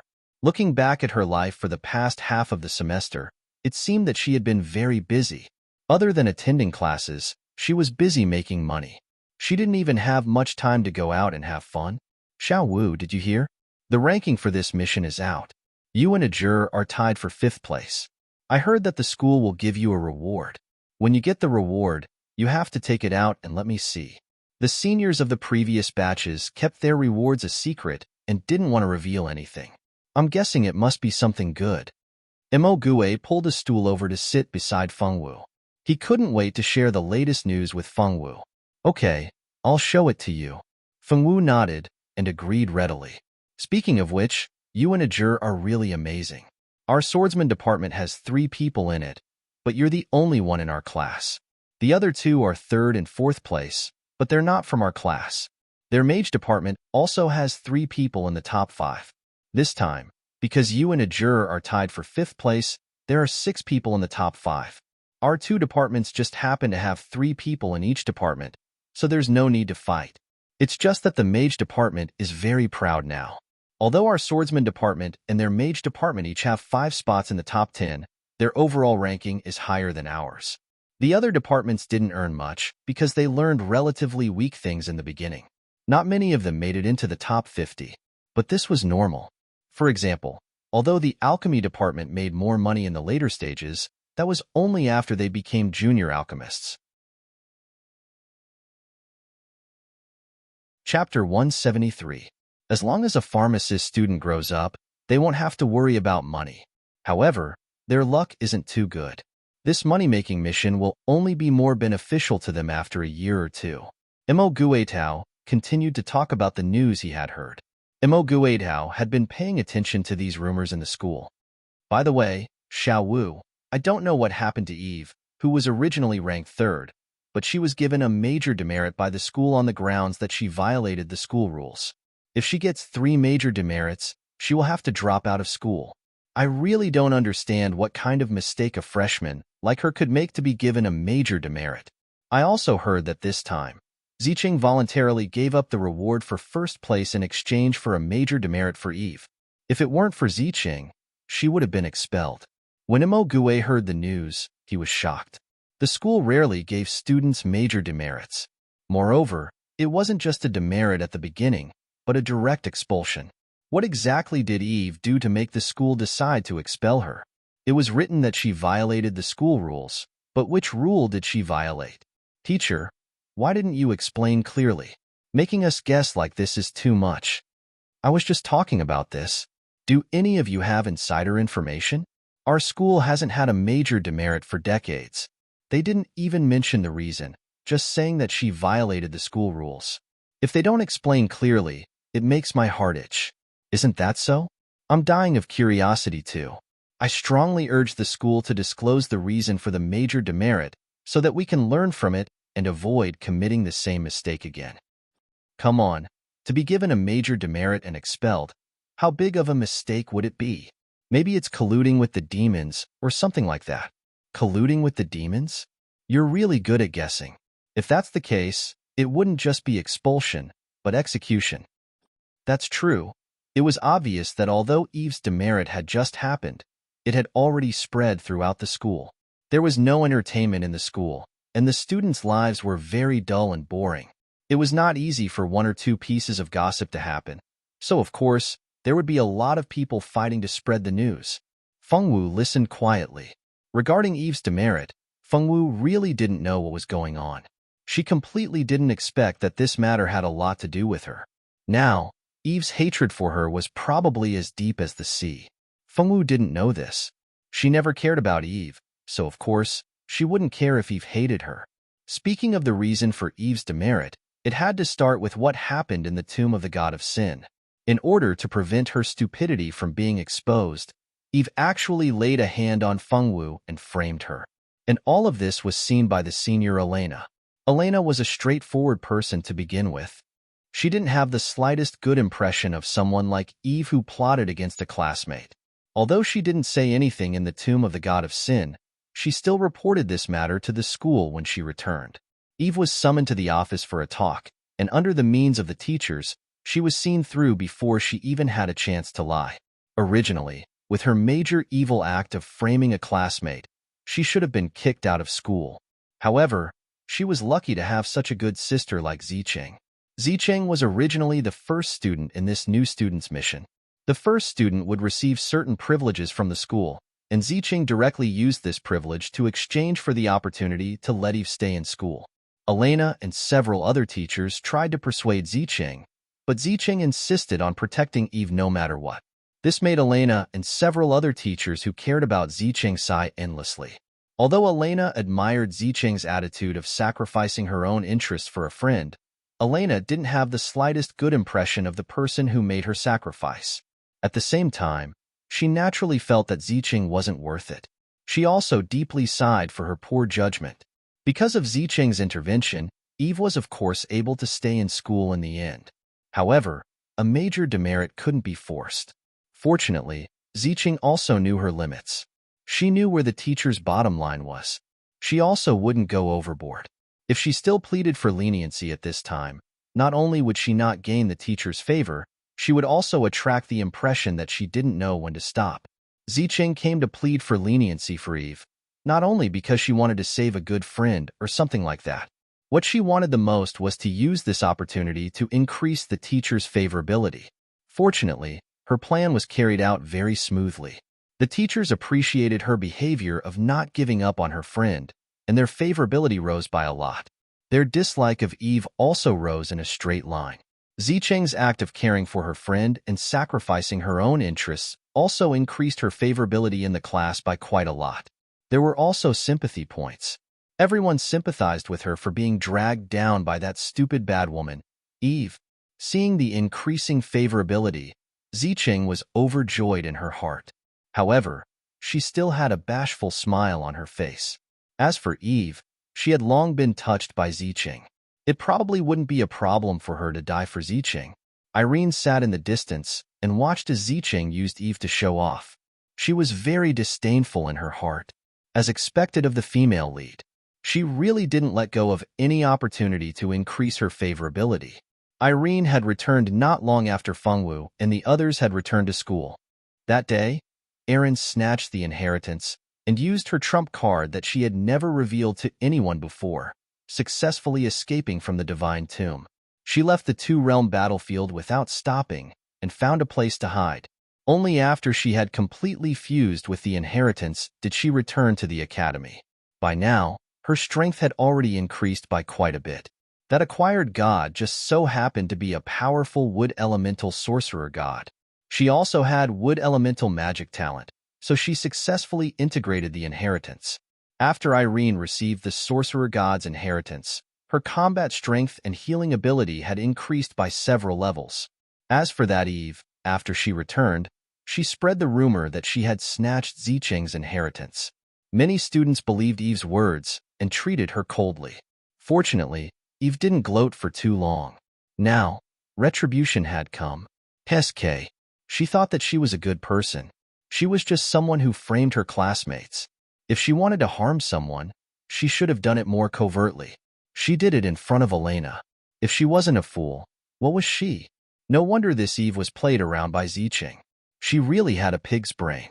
With such a pig's teammate, it would be a joke if she didn't drag them down. Not to mention Irene's reaction to this matter, Fengwu's class discussed Eve's demerit for a long time. In the end, they didn't come to any conclusion. The school did a good job of keeping this matter a secret. They didn't leak anything at all. This made the students who wanted to hear the gossip secretly beat their chests and stomp their feet. It had only been a few days since Eve was given a major demerit, and another major event had happened in the school. The results of the freshman money-making mission had finally been announced. As Zichang had given up on his reward, the school had only given the top 10 students a reward. Chapter 174. The top 5 originally received a top-quality sensory stone, and the first place could even make a request to the school. In the past, the first place had always kept this request a secret, not easily making a request to the school. What a joke! How could this request be casually made? Of course, it would be saved up for later use. Only Zicheng would be stupid enough to use it to save Eve. Zicheng, on the other hand, didn't regret it. She had raised quite a bit of favorability in the past few days, and quite a few people's favorability had already risen to 90. If she worked a little harder, 100 wouldn't be far away. The 6th to 10th place each received an advanced sensory stone, and the 11th to 50th place received an intermediate sensory stone. After 50th place, there was nothing. As for what the sensory stone was, the school didn't specifically explain. They only said that when the next semester started, most of them would need it. This time's mission was easy for some people, but it was very difficult for most people. Most of the students didn't reach the goal they set. They had to earn the money they promised before the end of the next semester, or else they would have to repeat a year in the next semester to continue this mission. Actually, this mission wouldn't take more than a year for people with ability.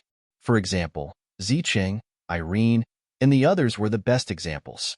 This was also the reason why the results were only released halfway through the semester. According to the school's rules, only the top 50 students had been selected before the results could be announced. As for those students who didn't manage to complete their goals in one semester, they would have to use the second half of the semester to continue this task. Of course, if there was someone in the second half of the year who could successfully make a comeback and squeeze into the top 50, then they would also receive the reward they deserved.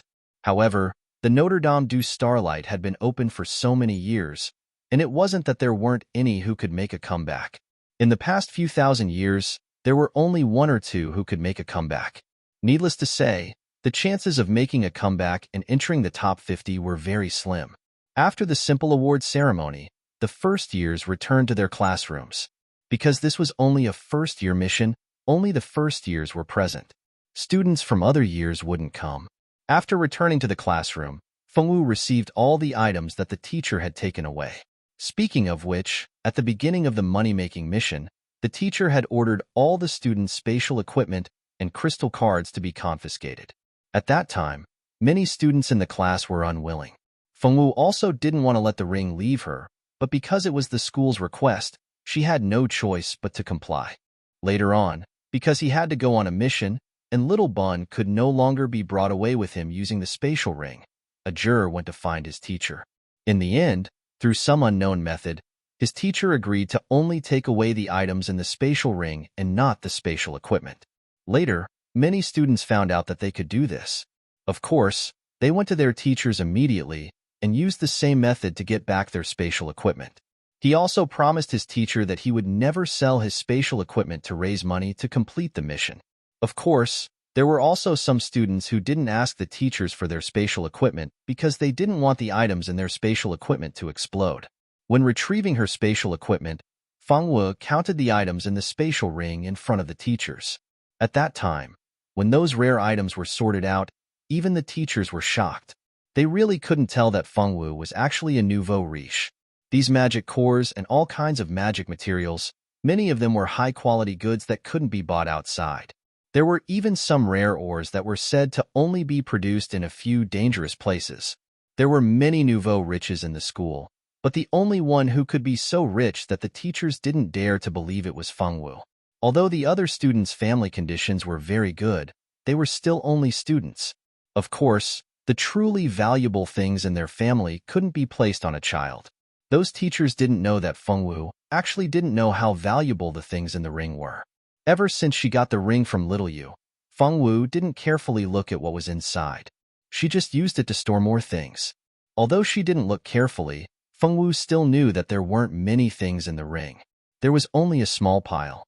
Don't expect a girl who just transmigrated to know the value of these local items. The Fengwu girl who only liked to eat usually didn't even bother to look at these things. Don't talk about understanding what was inside the ring and knowing how much it was worth. Xiaowu, you're really too lucky. You actually got a grade sensing stone. This thing is very valuable. If you want a grade sensing stone, you have to use a lot of credits to exchange for it. Even the seniors in the upper grades can't afford it. Black Gue immediately moved to Fengwu's side and said with a face full of envy. Imo Gue's luck this time wasn't bad. He got a good result in the 30th place and obtained a medium-grade sensing stone. Although it wasn't high-grade or top quality, he still felt quite satisfied. This? Fengwu took out a white, crystal-like stone from the ring. This was the mission's ultimate reward, a top-grade sensing stone. Don't look down on this stone just because it was the size of a baby's fist. At Notre Dame du Starlight, one had to spend an astronomical amount of credits to exchange for it from a teacher. This is it. As expected of a top-grade one, the color is so clear, and you can't even see the slightest bit of impurity. It's really beautiful. Imo Gue exclaimed in surprise. His expression was like that of a 10,000-year-old bachelor who suddenly saw a peerless beauty. No matter how one looked at it, it was wretched. The surrounding students all took a few steps back, not wanting to pay attention to this embarrassing fellow. You're drooling. Fengwu looked at the excited Imo Gue and sternly reminded him. He quickly wiped the saliva from the corner of his mouth and smiled shyly at Fengwu. Xiaowu, can I touch you? Touch stones? What kind of hobby was that? Although Fengwu didn't understand, she still nodded generously. At the same time, she handed the top-grade sensing stone to Imo Gue. Imo Gue received it as if he was on a pilgrimage, his eyes filled with a hint of fanaticism. What exactly is that stone? Look at Imo Gue. It's like he's seen a peerless beauty. A female student standing not far from Imo Gue asked, curiously as she pointed at Imo Gue's embarrassing appearance. Actually, for it to be used as a reward for the top 5, they could already guess that it must be very precious. However, as for how precious it was, not many people knew about it. At the very least, most of the people in the class did not know. That's right. He didn't even explain. Look at him. I'm afraid that the top-grade sensing stone is something incredible. Chapter 175. That's indeed a good thing. That stone is the key to another world, Peita said with a mysterious smile. The key to another world? What do you mean? Everyone's curiosity was piqued, including Fengwu. Fengwu didn't know what the stone was for. After hearing Peita's words, her curiosity was piqued as well. She turned her little head and stared at Peita. Peita smiled gently and elegantly. Do you still remember the place where the last test was when we took the entrance examination? It was a magical world with all kinds of opportunities and dangers. It was a world created by a genius thousands of years ago, Longzi Gamer. Legend has it that when Longzi Gamer ascended to the celestial realm, he left this world called the Mirage in the human world. Notre Dame du Starlight is in charge of it. In the Mirage, you can practice all kinds of combat skills and temper your mind power. You can even find all kinds of gifts that His Excellency Longzi Gamer left in the Mirage. Fengwu's exquisite sensing stone is the key to the Mirage. Only those who have the sensing stone can sense the entrance to the Mirage and enter it. These were things that could only be known after entering the Notre Dame du Starlight. If it weren't for Peita's family background, he wouldn't have known these things. You're saying that the small world we entered last time is the Mirage? Wow, that place is huge. His Excellency Longzi Gamer is really amazing to be able to create such a world. To be able to create a world was something only a god could do. This world was completed before His Excellency Longzi Gamer became a god. It was really amazing. You're wrong about one thing. That place is indeed the mirage, but that's not the entirety of the mirage. Legend has it that the real mirage is extremely huge. Its size is comparable to our entire continent. The place we entered was merely an examination hall isolated by the teachers. The size of the mirage is negligible compared to the entire mirage. Wow, that's amazing. As expected of His Excellency Longza Gamer. He's so powerful.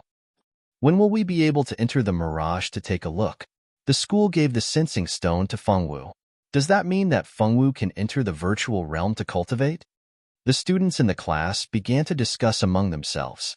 Now that they knew what a sensory stone was, these students who had just entered Notre Dame du Starlight began to feel envious and jealous of Fengwu. That's right. Students who possess a perception stone can enter the mirage before others. However, the rest of you don't have to worry. As long as you complete this money-making mission, the school will give you a basic perception stone. However, the first 50 students will receive it first at the end of the first semester. Moreover, the perception stone they receive will be better than the others. Those ranked after the 50th could only be distributed at the end of the second semester. The basic perception stone could only allow one to stay in the mirage for 4 hours. The intermediate perception stone could last for 8 hours, and the advanced perception stone had no time limit. One could stay in the mirage for as long as they wished. However, the advanced perception stone cannot replenish the body's energy. After staying in the mirage for a certain amount of time, one would have to leave the mirage to eat or drink potions to replenish their energy. If one stayed in the mirage for too long, their body would not be able to take it. Over time, it would even cause damage to the body. However, the mirage has taken precautions against this. The mirage is able to sense the condition of a human's body. If one's constitution is too weak and their energy is insufficient to maintain the mirage, the overgod of the mirage will forcefully kick them out. Peyerbe then explained the different types of perception stones so that the students could better understand them. Since the advanced perception stone is so powerful, what are the uses of the supreme grade perception stone? Silda asked curiously. Yeah, what's the use of the supreme grade perception stone? It should be much more powerful than the advanced perception stone. The students began to discuss among themselves, expressing their curiosity about the supreme grade perception stone. Fengwu perked up her ears and listened even more attentively. When she heard about the mirage, Fengwu thought of the old curator. If she could enter that world again, did that mean she would be able to see the old curator again? Fengwu really liked the old curator who took care of her. Originally, she thought that she would never see him again. Who would have thought that she would actually be able to see him again? Fengwu's eyes lit up, and the corners of her mouth curved upwards. Imogue hugged the supreme grade perception stone, drooling all over the floor. Finally, he had seen enough and reluctantly returned the perception stone to Fengwu. The supreme grade perception stone is the same as the advanced perception stone. It has no time limit and can stay in the mirage at all times. However, there is one thing that the advanced perception stone cannot compare to. The supreme grade perception stone can automatically replenish the energy needed by humans. Therefore, those who possess the supreme grade perception stone don't have to come down to eat like those who have the advanced perception stone. They can stay in the mirage at all times while their bodies remain in a dormant state.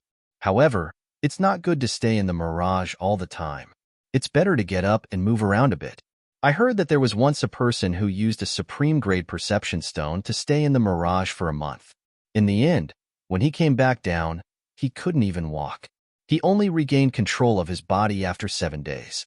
This lesson tells us that even with the supreme grade perception stone, you can't stay in the mirage forever. Your body will rust if you don't move around. After Imogue returned the supreme grade perception stone to Fengwu, he casually took a bite. Peita didn't mind someone stealing his limelight. As expected, Peita's face didn't show any displeasure. Instead, he was curious as to which faction Imogue belonged to. The school didn't allow the seniors to reveal too much to the freshmen, so Imogue must have found out through other channels. Could he be a member of one of those big families? Although the mirage was left to the Notre Dame du Starlight by Sir Longza Gamer, there was more than one place in the mirage. There were several other places in the mirage that were controlled by other families. These families would also use the mirage to cultivate their children. Therefore, other than the people of the Notre Dame du Starlight, only the top forces and families on the continent would know about the existence of the mirage. No need to guess. I'm not one of those people you think I am. My family is just an ordinary small noble. I heard about it from a friend of mine. My friend's family just happens to know some inside information. If it weren't for the fact that we're all classmates at the Notre Dame du Starlight, I wouldn't dare to talk about it outside.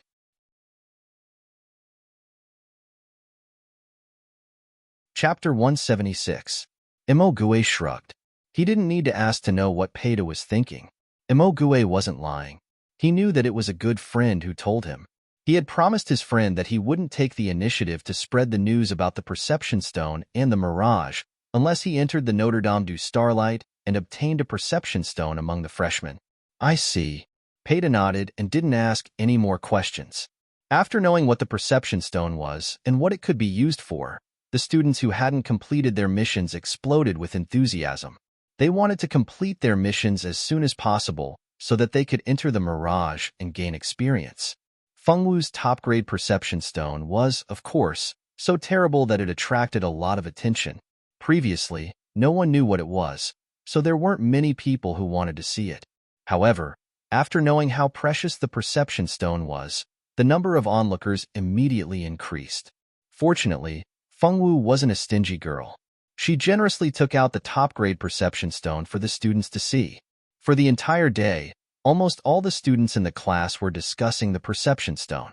They were even more fascinated by the Mirage. At this moment, Irene was looking at the top-grade Perception Stone in her hand in a classroom of the Sorcerer Department. Her eyes couldn't hide the excitement in them. The Mirage was a magical place. Everything in the Mirage was a bit like the holographic online game world in novels. However, the Mirage didn't need to be connected to the internet, gaming pods, gaming helmets, and the like. One could enter it just by relying on the Perception Stone. She knew that the Mirage hid a huge secret. In the novel, Zicheng had gained the favor of a certain important person in the Mirage. He had learned many lost magic spells and gradually became stronger. Later on, she had used her favorability system to bring that important person to the real world. Then, she had caused a reign of terror on the human continent. Oh right, Zicheng's male lead was known in the Mirage. He seemed to be a direct descendant of a certain big family. His family background was extraordinary. He was powerful, handsome, and spoiled the female lead. He was simply the perfect male lead. Tisk, what's so great about it? It's just a rock. Is there a need to stare at it for so long? Eve came out again to show off her presence. Ever since Irene obtained the inheritance of the Tomb of the Gods, Eve would find trouble with her whenever she had the chance. She was like a housefly, which was simply annoying. Irene turned her head and pretended not to see him. She didn't want to pay attention to this kind of supporting role that was destined to be cannon fodder, Irene thought proudly. Eve still wanted to say something to hurt Irene, but unfortunately, she was dragged away by Zicheng. Eve could only bite her lip and hope that she could kill Irene with her eyes. Irene, pretend you didn't see anything. In the first semester, the swordsman department spent most of their time in theory classes. The swordsman department clearly emphasized actual combat, but the teachers did not arrange any actual combat classes. This made the students very disappointed.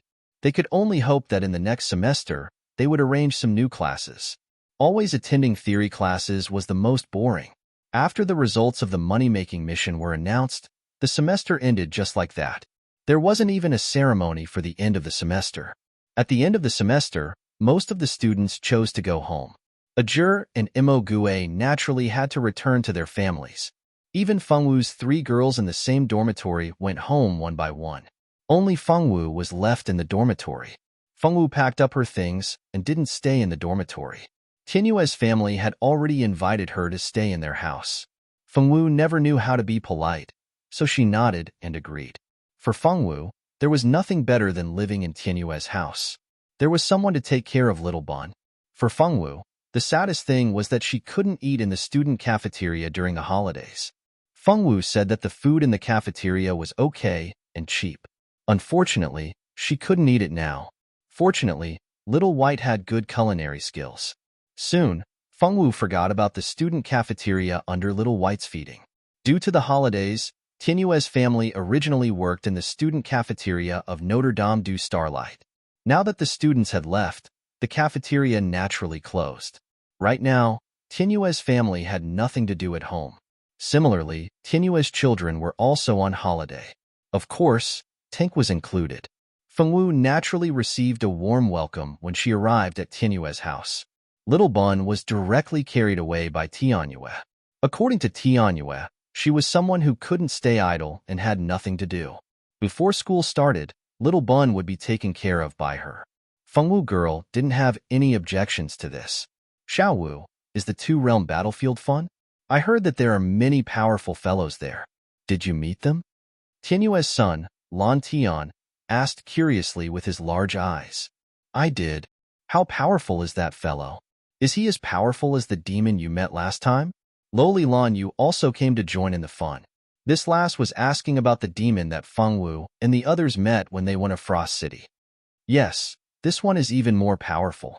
Fengwu thought for a while and said, Wow, then how did you guys defeat him? Did the Star Hall's emissary come to help again? Tank was most curious about the emissary of the Star Hall. At such a young age, this little fellow had already decided to work in the Star Hall in the future. Fengwu shook her head. No, the Star Hall's emissary. It was Xiaochun who defeated him. Who is Xiaochun? The three little ones asked. Xiaochun is Xiaochun, my friend. Fengwu blinked innocently. The three little ones sighed and gave up asking who Xiaochun was. Xiaowu, tell us what happened in the two-realm battlefield this time. Can you tell us from the beginning? Lan Yu said coquettishly. Okay. Fengwu didn't refuse. She opened her mouth and told them everything that happened along the way. Of course, she only told them what happened after they entered the two-realm battlefield. As for what happened in the small town before, the children didn't ask, and with Fengwu's personality, she naturally wouldn't take the initiative to tell them. 10 minutes later, the three little ones couldn't help but admit that it was a mistake to let Fengwu tell them a story. Was there anyone who didn't add some personal emotions or inflection when telling a story? Important things should be asked 3 times. When Fengwu told a story, she told them everything that happened, as well as what they said along the way and what they encountered. She didn't even raise her pitch by half a note. The three little ones regretted it. If they had known, they'd rather wait for Big Brother Ajur to come back than look for Xiaowu to tell them stories. They wanted to listen to their adventures, but in the end, there wasn't even the slightest bit of excitement. Fengwu didn't know how the three little ones despised her for not having the talent to tell stories. She was honestly telling them everything that happened after they entered the two-realm battlefield. She didn't look like she was telling a story, but more like she was giving a report. Tianyu, who was hugging Little Bun and sitting at the side, almost laughed out loud when she saw this scene. This was the first time she saw these three little ones being defeated. Why did she feel that it was so interesting? Chapter 177. In the distant eastern ancient country, the Feng family was in a heated argument. Or rather, it should be said that the Feng family's patriarch, Feng Wuliu, was roaring at his son, the current patriarch of the Feng family, Feng Tianqing. What do you think this is? She dared to propose to a male classmate not long after school started, and she even dared to take the child to school to raise. She's really grown up. Our Feng family's face has been completely lost because of her. Feng Wuliu became louder and more agitated as he spoke. This is all your fault. How did you teach your daughter? How did you teach her to be like this? I know that child's talent isn't good, and I didn't expect her to become a talent. As long as she was obedient and didn't go out to ruin our Feng family's reputation, I would be thankful. In the end, look at what she did. She got pregnant at such a young age, and she doesn't even know who the father of the child is. Sending her to the countryside to raise the child was to protect her reputation and also to let her get some training to see if she could become smarter. Who knew that she would actually leave just like that and not even send a message back? Did she even treat us as a family? Tell me, what kind of child did you give birth to? She's just an ingrate. But father, this can't be entirely blamed on Xiaowu. The village Xiaowu lived in was so bad that it was ransacked by bandits. It's already not easy for her to survive. Madame Lan, who was also the wife of the Feng family's patriarch, Lan Xiaodai, wiped her tears in grievance. The more she thought about her daughter, the more her heart ached. Her daughter didn't inherit her talent in magic, nor did she inherit the Feng family's talent as a swordsman. Although no one in the Feng family cared whether she had talent or not, outsiders didn't think so. Every time Xiao Wu was hurt by the rumors outside, Madame Lan's heart ached. Later, his daughter mysteriously got pregnant. Xiao Wu couldn't even tell who the father of the child was.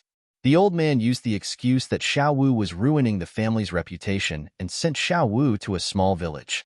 Although the old man said that he would expel Xiao Wu from the Feng family, he didn't do so in the end. She had originally planned to wait for Xiao Wu to finish her confinement and bring her back 2 years later. She hadn't expected such a tragic incident to happen. She had thought that Xiao Wu wouldn't survive, so she hid in her room and cried for more than a month.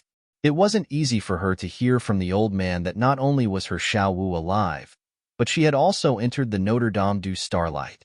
At the time, she had been so happy. She had thought that after a few months, the old man would put in a few good words for Xiao Wu on account of Xiao Wu's survival. She hadn't expected such a thing to happen again. Her poor Xiao Wu, when would she be able to come home again? The more Madame Lan thought about her daughter, the sadder she felt. Her handkerchief was soaked from crying. Feng Juntian held Madame Lan's weak shoulders and comforted her silently. "Father, is there some misunderstanding? Xiao Wu only likes." Feng Tianqing didn't finish his sentence. Everyone in the Feng family knew that Feng Wu had a crush on Feng Juntian's good friend, Qiu Ruabai. This matter wasn't a secret in the Feng family. No matter who she likes, the news of her public proposal has already spread throughout the Notre Dame du Starlight. This was personally said by the old vice principal. As long as Feng Wuliu lost face in front of his old rival, he couldn't wait to stuff that disappointing granddaughter of his into her mother's womb and remake her. It was precisely because the vice principal said it that it was even more untrustworthy. Who didn't know that the vice principal and his old man didn't like each other? Moreover, the vice principal had a personality that wished for the world to be in chaos. It was fine to only listen to half of what the vice principal said. But with Xiao Wu's personality, for her to confess and propose in front of so many students, this is too, Madame Lan said softly. It was inconceivable, wasn't it? Although Feng Wu's personality was somewhat extreme and cynical, she was still a very shy girl. If she really dared to confess in front of everyone, why would she have a crush on the son of the Qiu family and not dared to confess for more than 10 years? In the end, when she finally confessed her feelings, she only dared to write a love letter and didn't even dare to open her mouth. Regarding this point, everyone in the Feng family could think of it. However, Feng Wuliu was now so angry that he had lost his rationality. Or rather, he couldn't be bothered to think so much.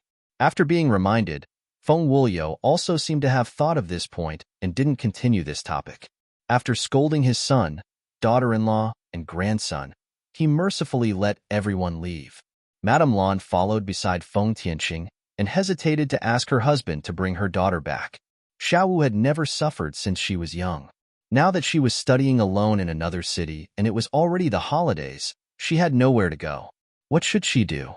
Xiaodai, go back to your room first. Tian come with me to the study. Feng Tianqing didn't turn back to look at his wife and directly walked towards the study after saying this. Madame Lan sighed. It looked like she could only wait for another opportunity. Tian you should persuade your father. Your younger sister is alone outside and doesn't even have a place to stay. She has never suffered since she was young and has experienced so many things. I believe that Xiao Wu has also learned her lesson and will definitely change in the future. You should persuade your father to let your younger sister come back. Mother's heart feels terrible. As Madame Lan spoke, she started crying again. The handkerchief that hadn't dried yet became wet again. Feng Juntian nodded stiffly and turned around to follow his father into the study. Feng Tianqing looked at his handsome and tall son and then thought about his daughter. He wondered more than once if there was a problem with his way of educating his daughter. Otherwise, how could his daughter grow up to be so crooked? He had clearly used the same method to educate his child and was more lenient with Xiao Wu, who was a girl. He didn't expect that child to grow up to be so crooked. She didn't even have the bearing of a legitimate daughter of the Feng family. "Father, you called me over for something?" Seeing that his father didn't speak for a long time and only stared at him in a daze, Feng Juntian had no choice but to ask after enduring for a few minutes. "Contact your younger sister and see how she is doing. Does she lack anything? Does she have enough money? 20 gold coins a month is a little too little. You can give her more depending on the situation. You are her elder brother, so you should take good care of your younger sister. Remember to contact your younger sister personally later and don't let anyone else do it for you." Feng Tianqing was really not used to saying such words of concern. The men of the Feng family were not good at expressing themselves. It was already not easy for them to say such words of concern. "Yes, Juntian understands." Feng Juntian looked at his father's back. When he spoke, his father deliberately turned his back to him. He suspected that his father was shy. If he didn't see wrongly, his father's ears seemed to have turned red. "Since you know, you can leave. Remember to get things done as soon as possible." Feng Tianqing waved his hand and sent his son out without even looking back. Feng Juntian walked back to his room alone. His thoughts were a little messy. Thinking of his younger sister, Fengwu, Feng Juntian frowned. His younger sister wasn't close to him since they were young. Among his friends, other than a few, most didn't know that he had a younger sister, Fengwu. Chapter 178. Fengwu's personality was a bit extreme. She had never been close to her brother. Every time they met, the scene would be cold and cheerless. When others were showing off their little sister, he could only remain silent. He and Xiaowu were like strangers living in the same house. He didn't know what Xiaowu liked or what she liked to eat. His understanding of Xiaowu was even inferior to that of Feng Ting, who was born of a concubine. In the eyes of his friends, it seemed that Feng Ting was the young miss of the Feng family. His only sister was Fengwu. Because she didn't like to appear in front of others, her presence was too weak. Most people had already forgotten about her. Even he, her brother, was used to ignoring her. Could it be that he was partly responsible for her becoming like that in the end? It seemed like he was really a failure as her brother. Taking out the communication crystal, Feng Juntian picked it up and put it down a few times. In the end, he finally made up his mind to use the communication crystal to contact Fengwu. Fengwu didn't have much to do recently. After listening to Fengwu's story, the children ran out to play on their own. Fengwu could only stay at home and read. As for what book she was reading, it was the popular romance novel, The Story of Me and the Sword God, that Tianyu had enthusiastically recommended. Just from the name, it was obvious that the male lead of this book was definitely a sword god. This sword god's name was Skycliff. That's right, it was that Skycliff from the Notre Dame du Starlight Ming-Shi team. Although Skycliff didn't talk much, he was a very famous young talent on the continent. At such a young age, he was favored by many sword masters. They all said that he was the man with the most hope of becoming a sword god. Skycliff's reputation among the younger generation was resounding. He was also favored by the older generation, so he naturally became one of the most popular young talents on the continent. He was also the dream lover of many girls. In the eyes of those girls, his indifference was called having character. His lack of reaction to women was called self-respect. Only having the way of the sword in his heart was also called having ambition. In short, in the eyes of those girls, Skycliff was a young man who looked cold on the outside but was passionate on the inside. He was ambitious and had a strong background. In the eyes of those girls, he was a 100% diamond-level tortoise. The main plot of this book revolves around Skycliff and a nobleman. You didn't read wrong, it's a man, not a woman. This book was a romantic novel. The young noble in the book was extremely talented, but unfortunately, he was envied by the direct descendants of the family. In the end, the young noble left in anger and went on an adventure on the continent by himself. Skycliff, on the other hand, was severely injured during a training and was saved by that young man. From then on, the two of them started an ambiguous relationship. Ming-Shi, on the other hand, was a great man who loved Skycliff and sacrificed himself for the sake of Skycliff and that young man. This book had climax after climax, and the plot was compact. Overall, it was a relatively good book. It was no wonder that it was so popular.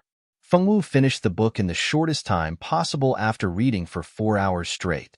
She looked a lot more serious, and her face showed that she was thinking about something important. Tianyu was curious. She walked to Fengwu's side and sat down.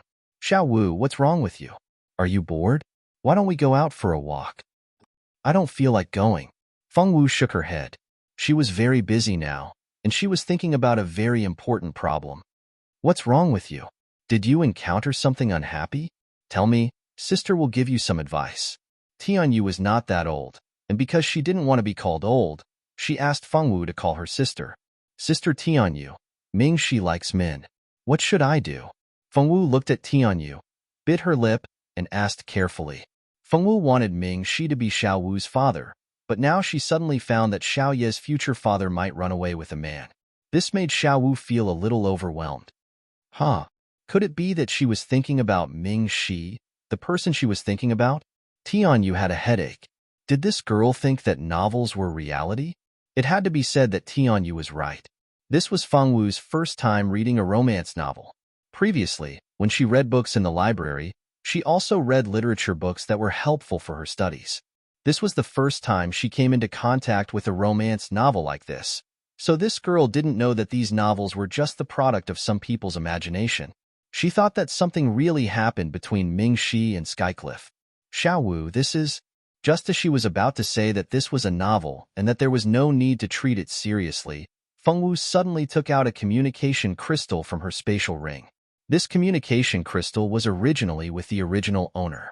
After Fengwu obtained her spatial ring, she had always kept it in her spatial ring and rarely took it out. Just as she was talking to Tianyu, she felt a strange movement in her spatial ring. Fengwu instinctively took out the stone that caused the movement and stared at it curiously. The stone emitted a gentle white light, and then the image of a handsome black-haired man appeared on the communication crystal.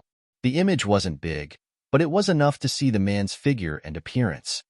Xiao Wu, long time no see. How have you been? Feng Juntian used his usual cold voice to greet Fengwu. Only he knew how nervous he was. Who are you? Fengwu's face was expressionless as she looked at Feng Juntian in the image. She didn't even call him by his name now. In the past, Xiao Wu would always refuse to call him Big Brother and would always call him by his name. Even after being corrected by her parents many times, she still refused to call him Big Brother. But now, she didn't even call him Big Brother and directly asked who he was. Could it be that Xiao Wu didn't want to acknowledge him anymore? Feng Juntian couldn't tell what he was feeling, only that his heart was filled with panic. I'm Big Brother, Feng Juntian said with some difficulty. Big Brother?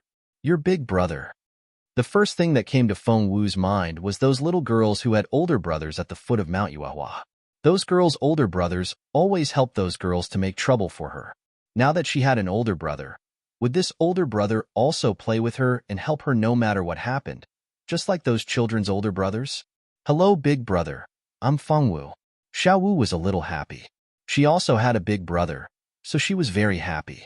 What she wanted to do the most now was to bring her big brother to those little girls who bullied her in the past, and then loudly tell those children that she also had a big brother. Did this mean that they were getting to know each other again? Did this mean that Xiao Wu wanted to let go of the past? If that was the case, then they should get to know each other again. Most importantly, Xiao Wu called him Big Brother so well that it made his heart melt. Hello, Xiao Wu. I'm your big brother, Feng Juntian. Feng Juntian realized that he was very nervous. He had never been so nervous in his life. Chapter 179. After the self-introductions, the siblings fell into silence. They looked at each other, but neither of them spoke. Feng Juntian wondered if he should find something to talk about.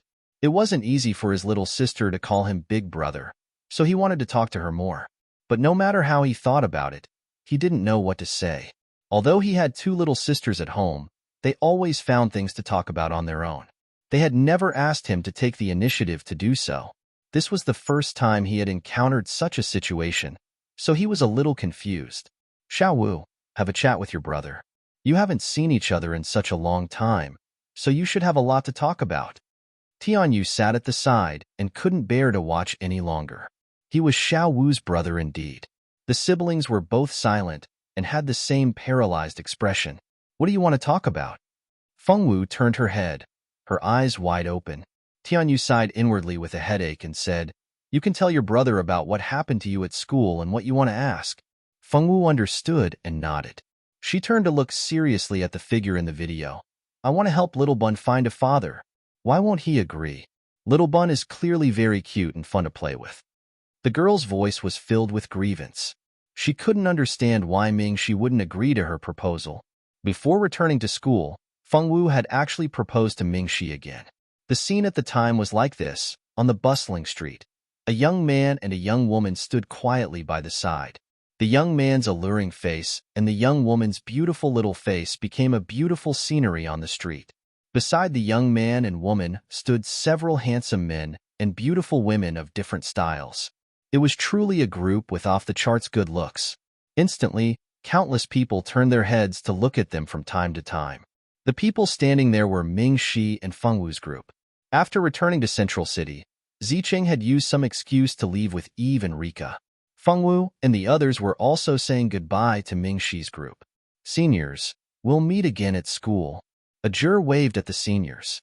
"I hope we'll meet again in the future, seniors of Notre Dame du Starlight." This was Pei Qing and the other two. "We'll definitely meet again." Elena nodded at the three with a smile. "Return to school early. You're still freshmen. It's not good to be absent for too long." Arguros. A juror led the other members of the expert team to say goodbye to the seniors of Mingxi team. Fengwu, on the other hand, kept staring at Mingxi without blinking. Mingxi was forced to stare at the girl for a full 10 minutes.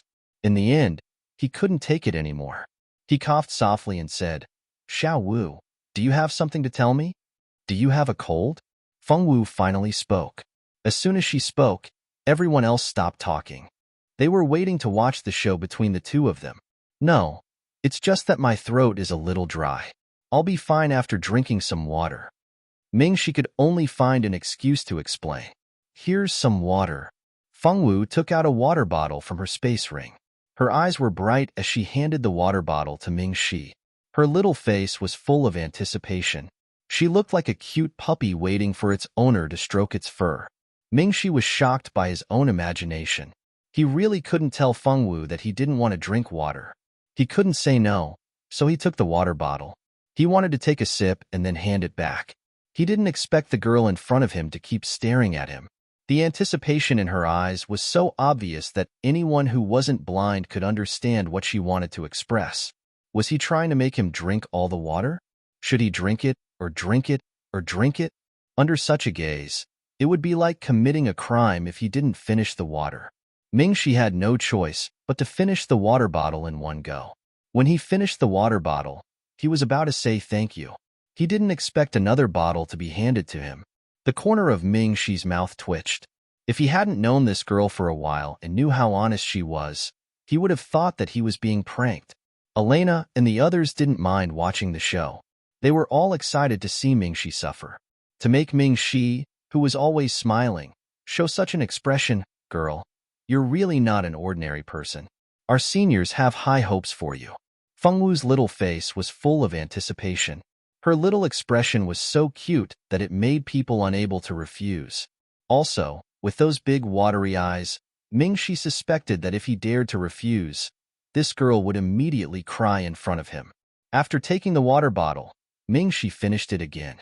When Fengwu took out the third water bottle, Mingxi resisted the danger of making Fengwu cry and decisively refused to be stuffed to death by the water. "I've had enough. I'm not thirsty anymore. You can keep it and drink slowly." Not sure if it was an illusion, Elena and the others clearly felt that Mingxi's gentle and tolerant smile was slightly distorted. "I have a lot. This is for you." Fengwu insisted on handing the water bottle to Mingxi until Mingxi helplessly took it. In order to make Mingxi believe that she had a lot of water to drink, this girl took out more than 10 bottles of water from her spatial ring. Everyone was silent. "Girl, you're not planning to go to the desert to train, are you? Why did you bring so much water with you?" "Xiao Wu, what did you want to say to me just now?" Mingxi did not want to talk about water anymore, so he could only change the topic. Fengwu did not know that Mingxi wanted to change the topic. She obediently put away the water bottle, then stared at Ming Shi for a full minute before saying, "Please marry me." Ming Shi thought of many possibilities, but he did not expect Feng Wu to stare at him for so long just to say this. Not only did Ming Shi not expect this, even Elena, a juror, and the others did not expect this. They all thought that Feng Wu had long forgotten about the matter of proposing to Ming Shi. They did not expect this girl to still not give up. There were so many people here. Which one of them was not smart? They all felt that the way Feng Wu looked at Ming Shi was not like how one would look at a lover. Her eyes were very clean and pure, but there was no love in them. Instead, there was a deep attachment. It was as if she saw another person through Ming Shi. Others might not be able to understand this feeling. At most, they could tell that Feng Wu did not love Ming Shi, but Ming Shi could feel that Feng Wu's eyes were always looking at another person's figure through him. He thought of the love letter Feng Wu wrote to him. It said that he looked like her master. At the time, he laughed it off, but he somewhat understood who Feng Wu saw through him.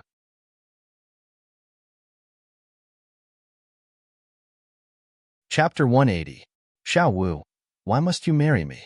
You're still young. A girl of your age is still a half-grown child. It's still too early for you to get married. Ming Shi admitted that he had a good impression of Feng Wu. Anyone would have a good impression of such a pure and almost transparent girl. But right now, it was just a good impression. It couldn't be considered love or anything like that. Moreover, as he said himself, Feng Wu was really too young. At most, she was only 15 years old. At such a young age, it was a little too early to say that she was getting married. He even suspected that Feng Wu really knew the meaning of marriage. Because you're like my master. Master said that if I want to get married in the future, I must find a good man like him. Feng Wu used a soft and sweet voice to honestly say the words that her master had used to trick her back then. The group of experts instantly felt several black lines slide down their foreheads. Young lady, can you not be so honest? The few of them carefully looked at Ming Shi's expression. No one would be happy to hear that the reason for their marriage proposal was because of an elder who looked like this young lady. Sure enough, Ming Shi's mouth twitched a few times. His eyes seemed to reveal a deep sense of helplessness and understanding. I'm sorry, Xiao Wu. I still have to reject you. Oh, just when everyone thought that Feng Wu would be upset, she only nodded calmly. There wasn't even a trace of disappointment on her face. Ming Shi didn't want to continue the topic of marriage proposal. After saying goodbye to Feng Wu and the others, he immediately left with his people. When he left, his footsteps were a little messy and he walked a few steps faster than usual. Although he still looked so elegant, no matter how you looked at it, it looked like he was running away. And then, the last time they met last semester, the proposal ended in failure. From the day they parted outside the school, they didn't even see each other in school until the end of the semester. Feng Juntian didn't know who his sister wanted to propose to, even though his grandfather had told him that his sister had boldly proposed to a classmate in school. However, Feng Juntian didn't believe her. He knew Feng Wu's personality very well. She would never propose to someone in public. Thus, after hearing Feng Wu's words, Feng Juntian decisively misunderstood. He took a deep breath and looked at Feng Wu in the video awkwardly. It wasn't easy for him to reconcile with his sister. He really didn't want to pour cold water on his sister, but there were some things that if he didn't let Feng Wu understand, she would only be hurt more in the future. Xiao Wu, I know you only have Ruobai in your heart, but you and Ruobai are really not suitable. Brother believes that in the future, you will definitely find a man who truly loves you. He deliberated over and over again, using the least hurtful words he could think of to express his meaning. Originally, Feng Juntian thought that Feng Wu would be hurt and throw a tantrum after hearing these words. He didn't expect her to be so calm that it was somewhat abnormal. He saw Feng Wu use a pair of large black eyes to look at her brother. Then, with a stoic face, she asked in a puzzled voice, "Who is Ruobai?" "You don't know Ruobai." Feng Juntian was shocked. He was very clear about how much his sister liked Qiu Ruobai. For Qiu Ruobai, she had done many crazy things, but now, his sister was actually using such a puzzled expression to ask him who Ruobai was. If one had to describe Feng Juntian's current feeling, it would be as if he had been struck by lightning. He was completely stupefied. Why do I have to know him? Was this Ruobai someone important? After searching through her memories, Feng Wu couldn't remember knowing such a person. She furrowed her small brows. She was clearly talking about the proposal, so why did she talk about this Ruabai? Also, who was Ruabai? What did it have to do with him? Feng Wu blinked her large eyes in puzzlement. 3 words were written all over her small face. She didn't understand. You don't need to know. You don't need to know who he is. He's just an unimportant person. Regardless of whether Xiaowu had really forgotten or was pretending to forget to heal her emotional wound, he didn't plan to continue talking about it. It couldn't be better if Feng Wu wanted to forget about Ruabai. Brother, you still haven't answered me. Why won't he agree to marry me? What about the father who won't be a little bun? Feng Wu couldn't understand why. Her brother seemed to be very smart, so her brother should know why she wouldn't agree to marry her. If Feng Juntian knew that his sister had placed such heavy hopes on him, she really didn't know how he would react. For a moment, Feng Juntian didn't know how to answer his sister. His sister seemed to have encountered some emotional troubles, and this man wasn't her good friend Xiao Ruabai. He should be happy, but he was also very worried. Could it be that his sister had suffered a huge blow from Ruabai, so she wanted to find a random man to date? Xiaowu, brother thinks that you're still young. It's better to wait a few years before considering marriage. Feng Juntian said in a deadpan manner. Sister Tianyue said before that Xiaowu is already a mother, so I'm an adult. Feng Wu blinked her eyes, looking at Feng Juntian with a serious expression. Feng Wu had always thought so. Master always said that a biological child was an adult. She wasn't married, but she had a child, so she should be an adult. Sister Tianyue also said so it couldn't be wrong. Xiaowu was an adult. The girl thought expressionlessly in her heart, secretly confirming her identity as an adult. Feng Juntian suddenly had a feeling of speechlessness. Xiaowu was indeed a mother.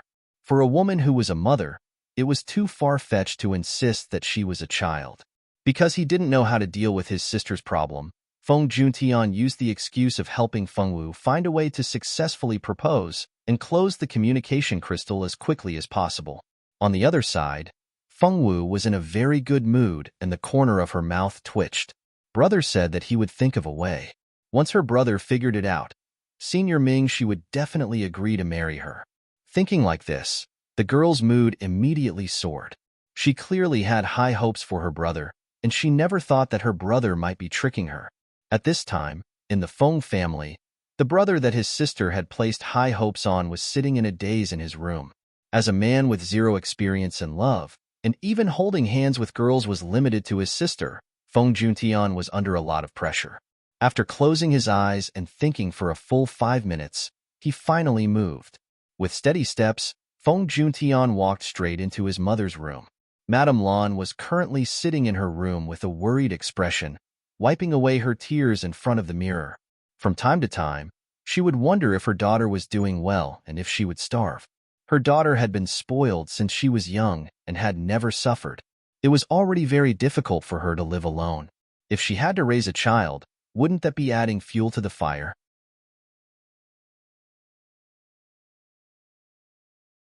Chapter 181. Madame Lan cried as she worried. She couldn't stop her tears, and her handkerchief was so wet that it looked like it could drip water. Madam, you don't have to worry too much. Isn't young Miss already a student of Notre Dame du Starlight? I believe she can take care of herself.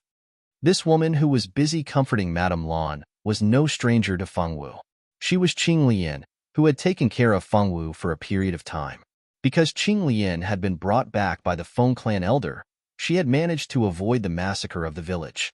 Back then, the Feng clan elder had done this to let Feng Wu learn to be independent and change her spoiled temper. He hadn't expected that something would happen in the village that day. After Qing Lian found out that the village had been massacred, she cried with Madame Lan for a long time.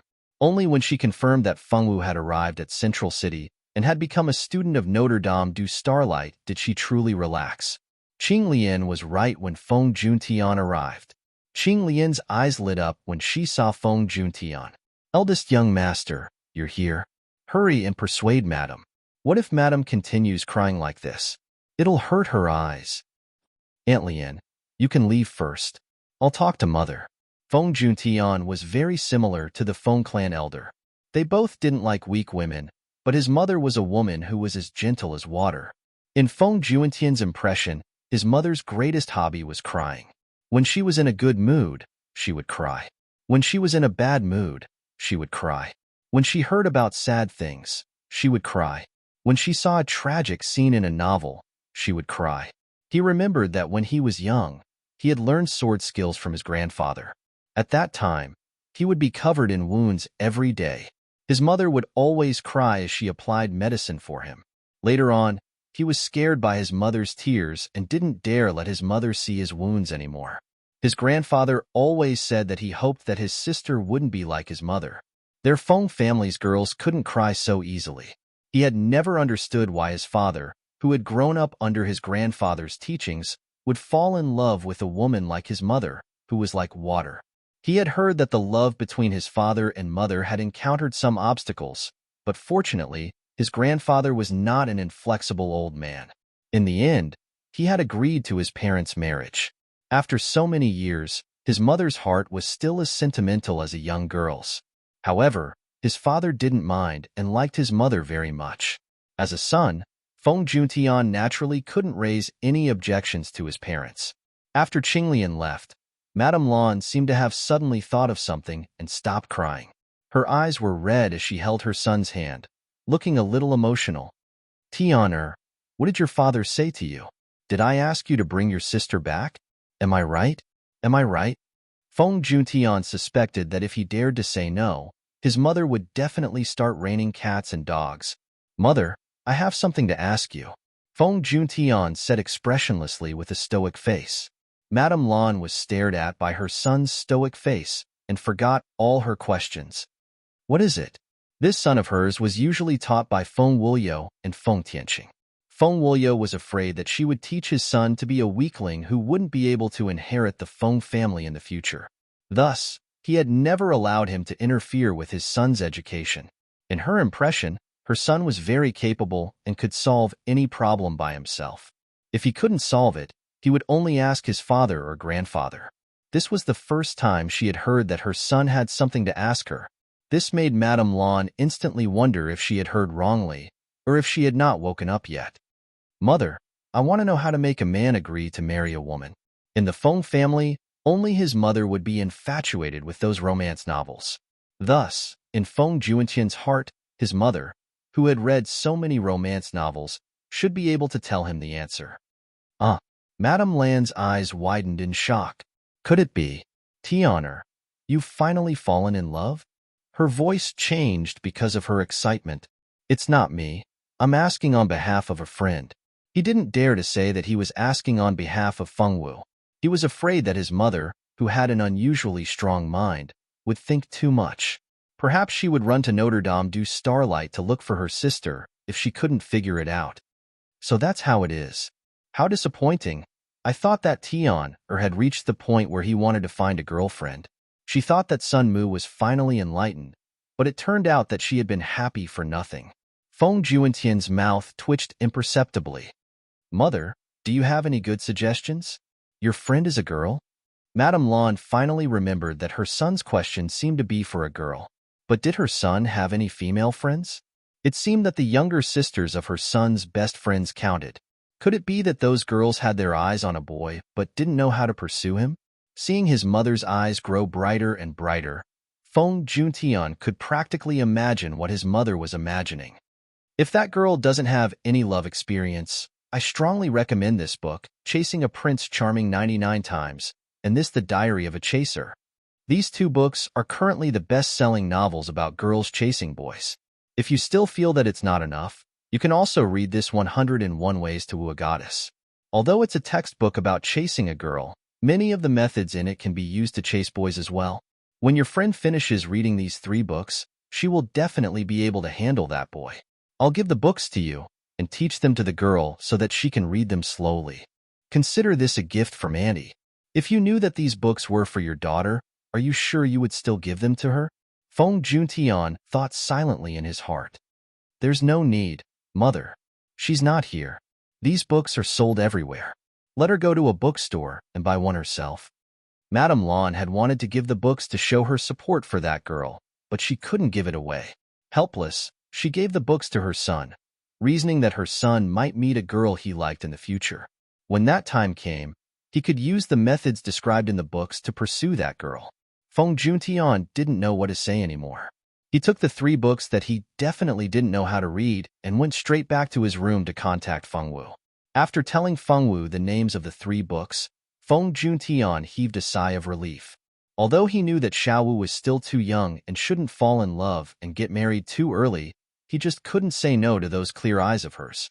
How come he never knew that Xiao Wu's eyes were so beautiful? Just one look from her was enough to melt his heart as an older brother. Meanwhile, far away in Central City, Feng Wu received Feng Juntian's communication request and found out the names of the 3 books from him. After Feng Wu hung up, she immediately left the little bun in Little White's care and went out to buy the books alone.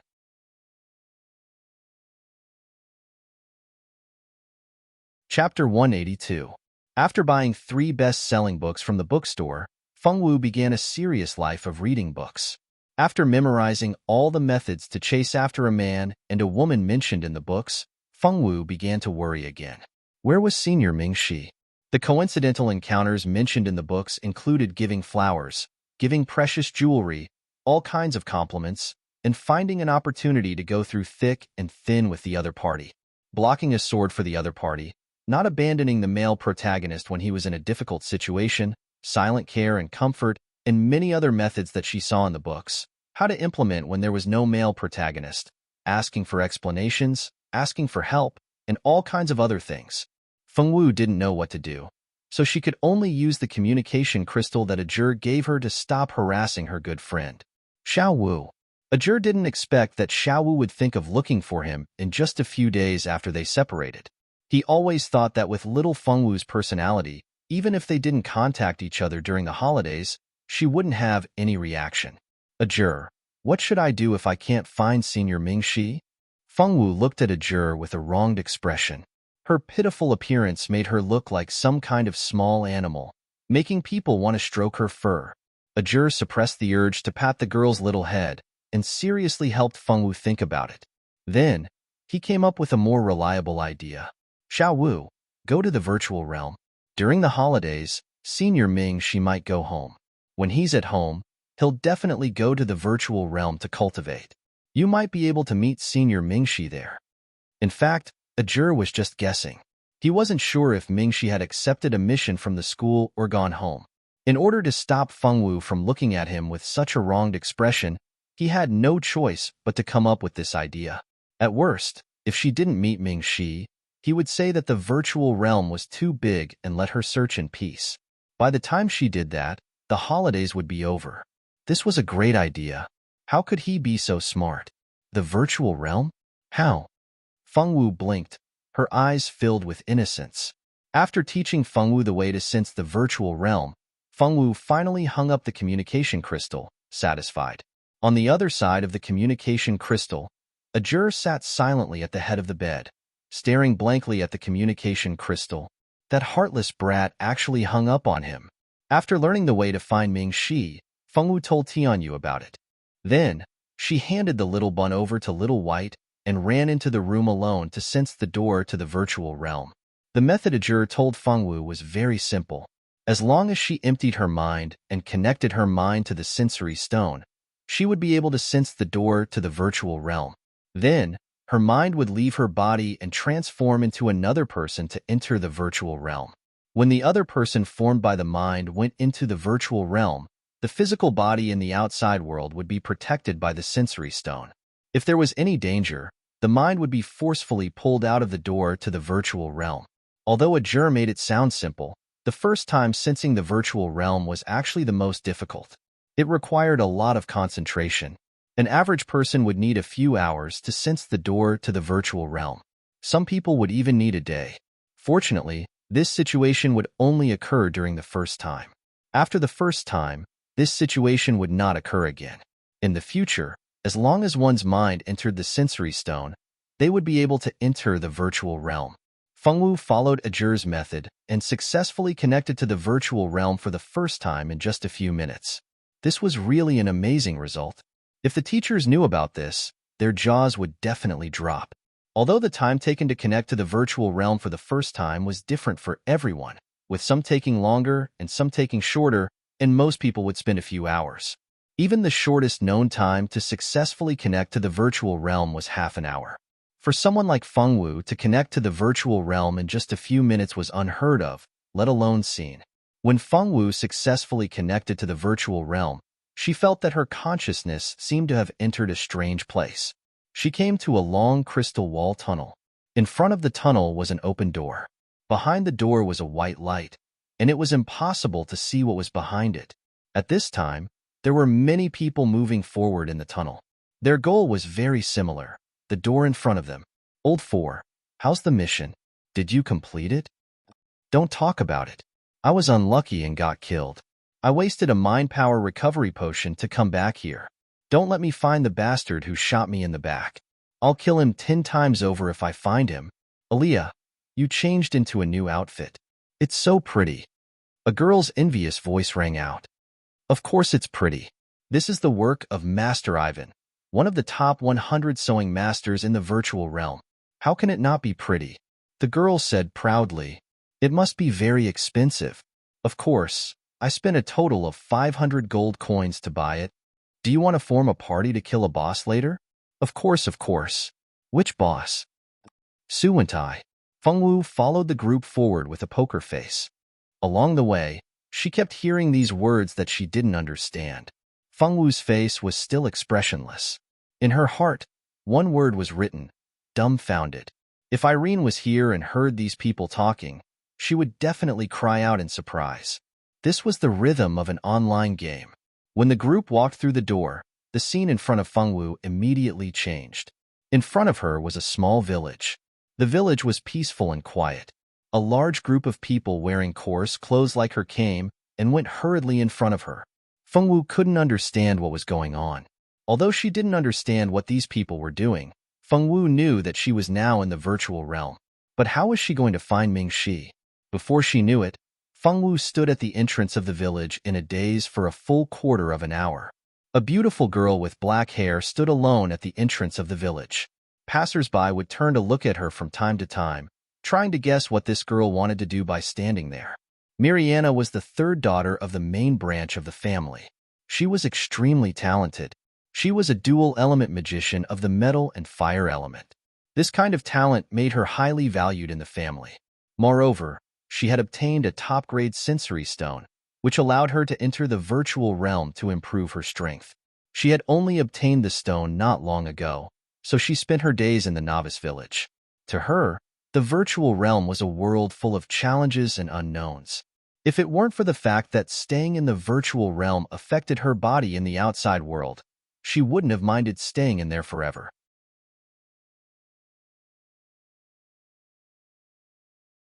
Chapter 183. 5 minutes ago, she had just completed a mission from the village chief, which was to find his naughty grandson. As soon as she handed in the mission, she was attracted by Feng Wu, who was standing at the entrance of the village. Miliana believed that her memory was excellent.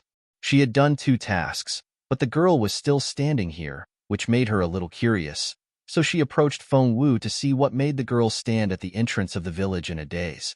Aside from the students of Notre Dame du Starlight, the only people who could come to the Mirage were the children of royalty and clans. The Mirage was a very good place to train people. Everyone who came here would work hard to improve their strength. Who would think of standing there in a daze? Hi, hello. Why are you standing here? Is there anything you need help with? I want to find someone, but I can't find him. Feng Wu lowered her head in disappointment. She was really stupid. A juror had already told her how to find Ming Shi, but she still didn't know what to do. Feng Wu was really as stupid as the children at the foot of the mountain said. Find someone? The person you want to find is also a newbie? Miliana finally understood. This should be the girl's first time in the Mirage. She didn't know what was wrong with her parents. Why didn't they tell her about the Mirage? Newbie? What was that? Feng Wu looked up at Miliana. A newbie who just entered the ethereal plane not long ago. This is the novice village. Only newbies below level 10 will mingle around here. If your friend isn't a newbie, then he should have already gone to the main city. If you want to find him, you can only look for him there. Miliana saw that she had just completed 2 missions and now had some free time, so she pulled Fengwu to a big rock at the entrance of the village to chat.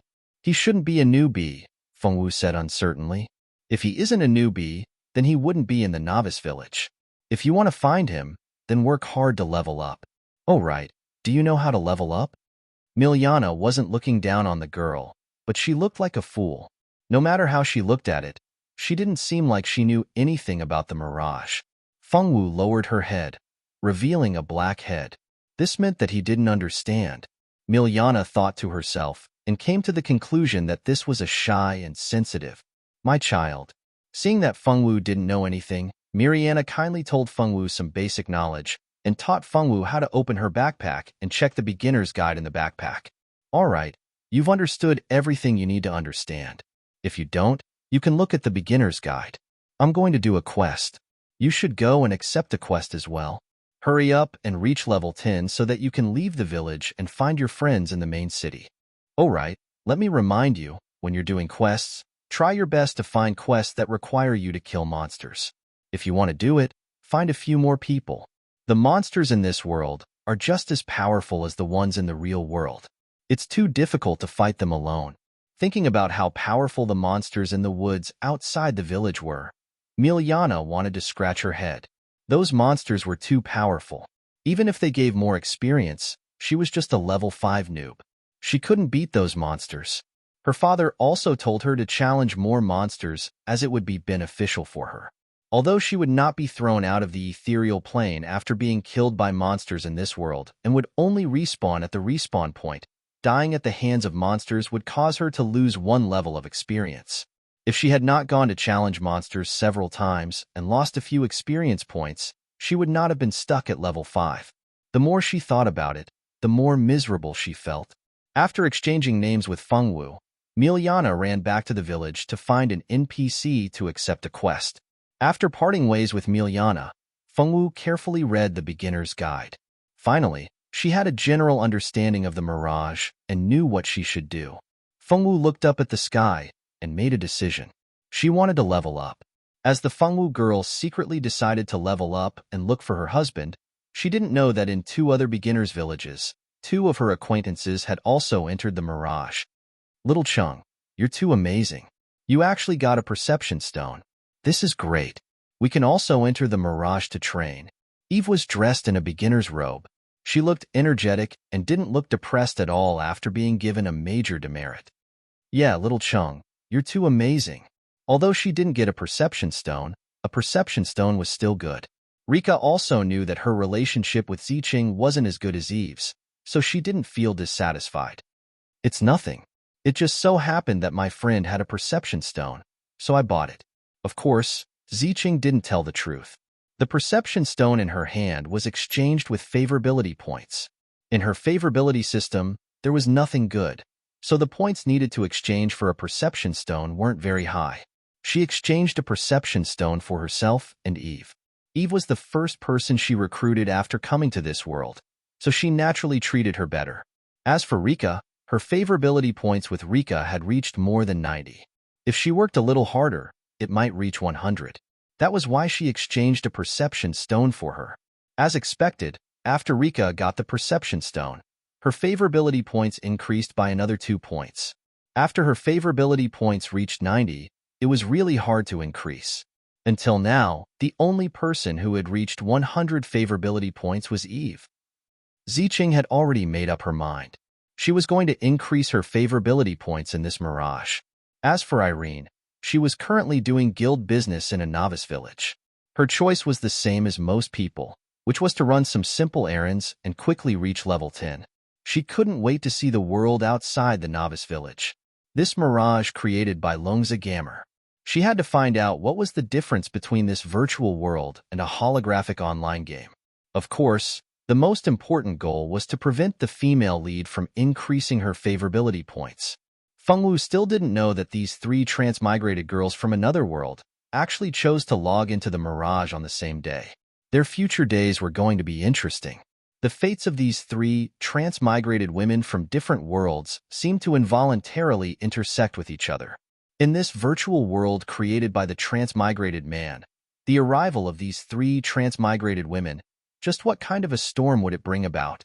At this time, somewhere in the deep sea, a huge magic seal was suppressing the bottom of the sea.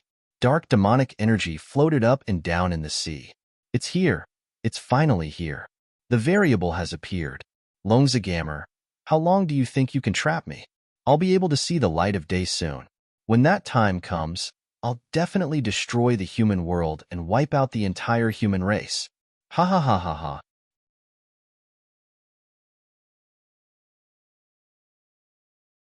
Chapter 184.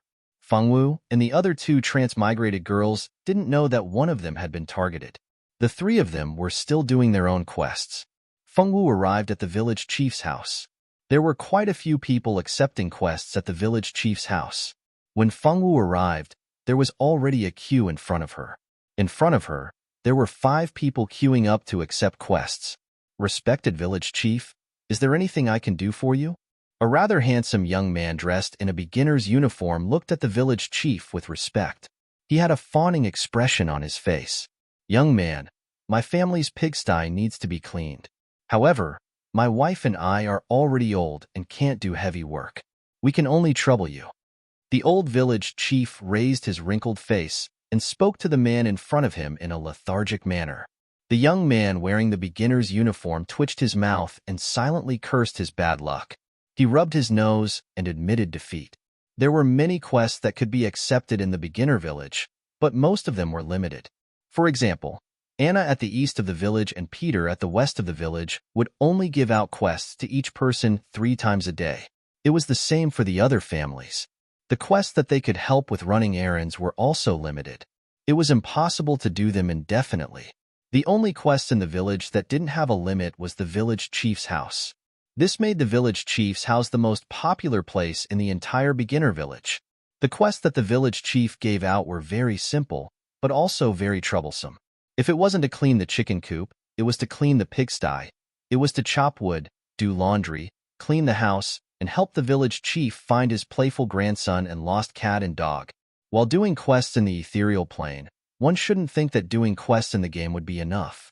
The realism of the game was as high as 100%. The pain of being injured or killed was no different from the pain of being injured in the real world. Washing clothes, cooking, and cleaning really needed to be done by oneself. Moreover, it needed to be done well and clean well. If it wasn't done well and the natives were not satisfied, the quest would still be considered a failure. This was also why it was not easy to leave the beginner village. Those who could come to the Mirage were mostly talented or pampered young ladies and young masters who were spoiled at home. These people couldn't do the daily quests. Therefore, at the beginning, the success rate of the quest was very low. It wasn't until they got used to it that the success rate of the quests started to increase. After the unlucky man who was assigned to clean the pigsty walked away, the second person was also assigned to clean the chicken coop. The third person was moved up. Fengwu took advantage of this time to observe the environment of the village chief's house. It was an ordinary farmhouse. Although the house looked better than the other houses in the village, it was still filled with a rustic atmosphere. It was much worse than the houses in the central city. However, it was a little similar to the small village Fengwu used to live in. The people in front were still busy accepting quests. Fengwu's gaze moved to a slightly plump woman. When Fengwu saw her, she used appraisal and easily found out the woman's identity. The result of appraisal was that the woman was the village chief's wife. At this time, the village chief's wife had a worried expression on her face. However, the people in the courtyard acted as if they didn't see her. They were either accepting quests or giving out quests. The village chief's wife sat alone in the courtyard with a worried expression. Fengwu pursed her lips.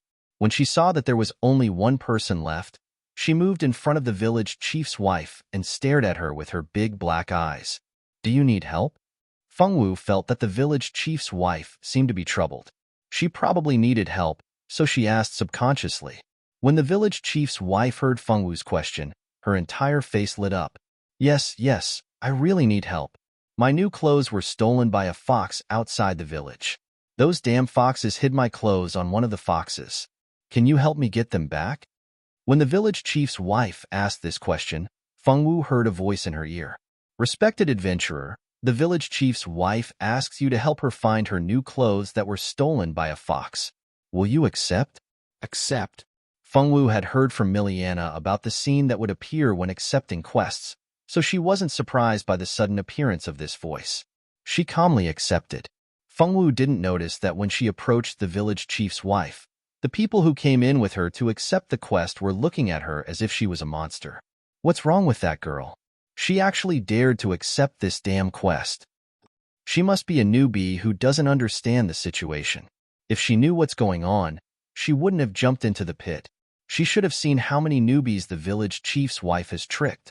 That girl is so pitiful. I think she won't be able to level up for at least 3 days. The people lining up next to her all looked at Fengwu with pity. Fengwu had just entered the ethereal plane not long ago, so she naturally didn't know that the village chief's quests were notorious for being a scam. In the past, there were some newbies who didn't know better who wanted to accept the quest, but after accepting it, they realized that it was impossible to complete. For example, the quest to find the new clothes stolen by the fox had been accepted by no less than 10 people. In the end, those who accepted the quest formed a team and ran to the fox's den to be slaughtered by a group of foxes several times. Forget about the clothes, they didn't even get a single fox hair. However, there was a deceptive setting in the virtual realm. Once a player accepted a quest, they were not allowed to give up within 3 days. The village chief's wife's quest was even more deceptive. Before the player completed or gave up on the quest, they were not allowed to accept any more quests from the natives. This setting was only discovered by those who had been deceived. They immediately cried until they almost fainted. Could you be any more deceptive? Do you dare? Do you dare? After so many seniors used their blood and tears to summarize the 4 biggest quests that couldn't be accepted in the beginner village, no one dared to go to the village chief's wife to accept a quest. From then on, one could see an auntie who looked like she was going through menopause, sitting there and sighing. No one would have thought that today, on this very day, a cute little black-haired loli would actually be fooled. Not only was she fooled, she even accepted this extremely dangerous mission. With the little loli's appearance, if she could complete the mission, they would be willing to twist their heads off and let her sit on it. After Fengwu accepted the mission, she saw a small line of words appear in front of it. During the duration of this mission, she could not accept any other mission issued by other mission issuers. The duration of this mission there was no time limit. If you want to give up the mission, please wait 3 days before applying. After Fengwu finished reading in silence, she walked out of the village to look for the fox.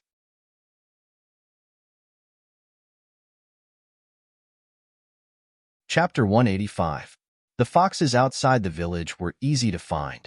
On the grassland outside the village, there was a large group of foxes. At this time, these little foxes were lying on the grass one by one, basking in the sun. They all looked very leisurely and did not take these passing adventurers seriously at all. As for the adventurers, they all stayed far away from these little things and did not want to get close to them unless it was absolutely necessary. The monsters in the novice village would not take the initiative to attack unless an adventurer attacked them first. Otherwise, these little monsters would not take the initiative to hurt people. Although these little guys looked petite and cute, in fact, each of them had a strong fighting power. Not to mention a one-on-one fight. Even if they teamed up to fight together, they would not be able to defeat these cute little guys. Fengwu walked alone to the territory of the foxes. Their appearance was similar to the common foxes on Earth. These little monsters were designed by Longza Gamer according to the animals in his memory. These little monsters were not real. They were not endowed with intelligence and were just the most ordinary low-level magical beasts. As soon as Fengwu saw these little guys, she knew that she could not communicate with them because she could not feel their hearts. She wanted to find the village chief's wife's new clothes, which were hidden on one of the little foxes. Fengwu took out the novice weapon given by the Mirage Lord, a rusty iron sword. She tried to poke the little fox with the iron sword. It was just a gentle poke, but it was like poking a hornet's nest. The little fox, which was lying on the ground basking in the sun and looked lazy, instantly turned from a cute little thing into a ferocious big monster. They all had fierce eyes, bared their teeth, and drooled. Their twisted, hairy faces were full of murderous intent. The little foxes stared at Feng Wu with fierce eyes, their claws fiercely digging the ground a few times, and then they jumped toward Feng Wu to bite her. How painful it would be to be bitten by those sharp teeth. No wonder the people here would rather do those difficult tasks than to farm monsters. These monsters were really ferocious. With 100% realism, he believed that not many people would want to torture themselves and experience what it felt like to be bitten by a fox. Feng Wu brandished her sword, and a set of falling flower sword technique was used by her to perfection. Those little foxes that pounced on Feng Wu were unable to gain any advantage. The adventurers passing by in the distance were naturally very surprised when they saw this scene. No one would have thought that this black-haired little loli actually had such ferocious lethality. With the combination of the falling flower sword technique and windward willow leaf steps, those little foxes that took the initiative to attack were all taken care of by Feng Wu. A pile of copper coins, furs, and other materials fell on the ground. In the pile of materials, a woman's underwear was so obvious in the middle of the road. Feng Wu calmly picked it up, and a line of words immediately appeared in front of her. The quest has been completed. The adventurer can return to the village head's wife to complete the quest. Feng Wu's mood was very good as she put it back into her backpack and went to find the village head's wife to receive the reward. Feng Wu's level, because of killing so many foxes, unexpectedly rose to level 3 all of a sudden. This could be considered to be leveling up very quickly. In fact, the people in the novice village all knew that killing monsters to level up was much faster than doing quests. But they couldn't beat those ferocious beasts outside the village. So what could they do? They could only watch those little magical beasts that were raised outside the novice village live freely. And they had to painstakingly help those natives wash the toilets, clean the chicken coop, and the pigsty. There was simply nothing more miserable than this. They didn't know that the ethereal plane was originally a place to train people. How could it really be like online games where the monsters were easy to kill and give them experience? In the ethereal plane, all the monsters were designed according to the real magical beast strength in the outside world. If they wanted to easily kill the monsters, sure, but they had to work hard to improve their strength. One day, they would be able to do it. At this time, Feng Wu didn't know that after she left, there were a few adventurers who didn't believe in heresy at the place where the foxes lived. They thought that those little foxes weren't as strong as the legend said. If they were really that strong, how could they be so easily defeated by a little girl? Unfortunately, those few people used their own personal experience to tell everyone what it meant to seek death. They saw those few guys rush into the group of foxes, and just as they released a skill, they were killed by a group of foxes and sent back to the resurrection point. Those few people who didn't believe in heresy at this time called out in their hearts. Why did they have to be so cheap? Didn't they see that others were hiding far away? Why did they have to be heroes? Not to mention how regretful those people were in their hearts. A super realistic death experience was enough to make them suffer a lot. Those with a weaker heart would be so scared that they wouldn't be able to sleep for a few days. On the other hand, those who were watching from the side silently retracted their feet and patted their frightened little chests. It was too scary, wasn't it? It was too bloody. Fortunately, they were slow and didn't rush over in the first place. Otherwise, they would have been sent back to the resurrection point. Honorable adventurer, did you bring back my new clothes? The village chief's wife looked at Feng Wu expectantly and asked. Feng Wu nodded and then took out a piece of underwear from her personal backpack. This was the new clothes that the village chief's wife threw away. You're really too strong, honorable adventurer. I must thank you properly. Your swordsmanship is so powerful, then I'll give you this sword. With this sword, your combat strength will definitely be stronger. The chubby village chief's wife smiled as she took out a black longsword. Feng Wu received it expressionlessly, and then the sword's information appeared before her eyes. It turned out that this was a bronze-ranked longsword. It didn't have any other attributes, but it was much sharper than Feng Wu's novice ironsword peak. However, this was enough for Feng Wu. Feng Wu received the weapon in a good mood and said thank you to the village chief's wife. Honorable adventurer, my friend, Madame Luna, seems to have something on her mind recently. I think you should be able to help her. Can you help me see her? The village chief's wife's chubby face smiled amiably. Feng Wu nodded and said okay. then accepted the quest to find Madame Luna. If Irene was here, she would definitely shout. This was actually a chain quest. Generally, this kind of quest would have good things at the end. And while Fengwu was doing this, Irene and Ziqing were busy with their own quests. Ziqing lived in a world that didn't have such things as virtual online games. She wasn't the kind of person who liked to read novels, so she didn't know much about virtual online games. Although she didn't understand virtual online games, she had played some ordinary mobile games and web games. After entering this world, Ziqing felt that this world was somewhat similar to a game. Therefore, she had some guesses in her heart, but she still couldn't be sure.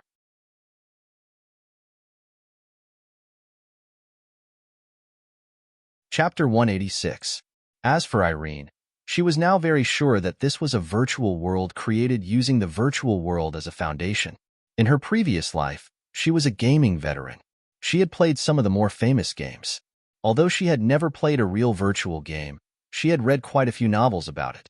She didn't believe that with her many years of gaming experience, she wouldn't be able to find a hidden quest. At this moment, Irene didn't know that sometimes gaming experience could mislead people. Just like now, she didn't do anything proper.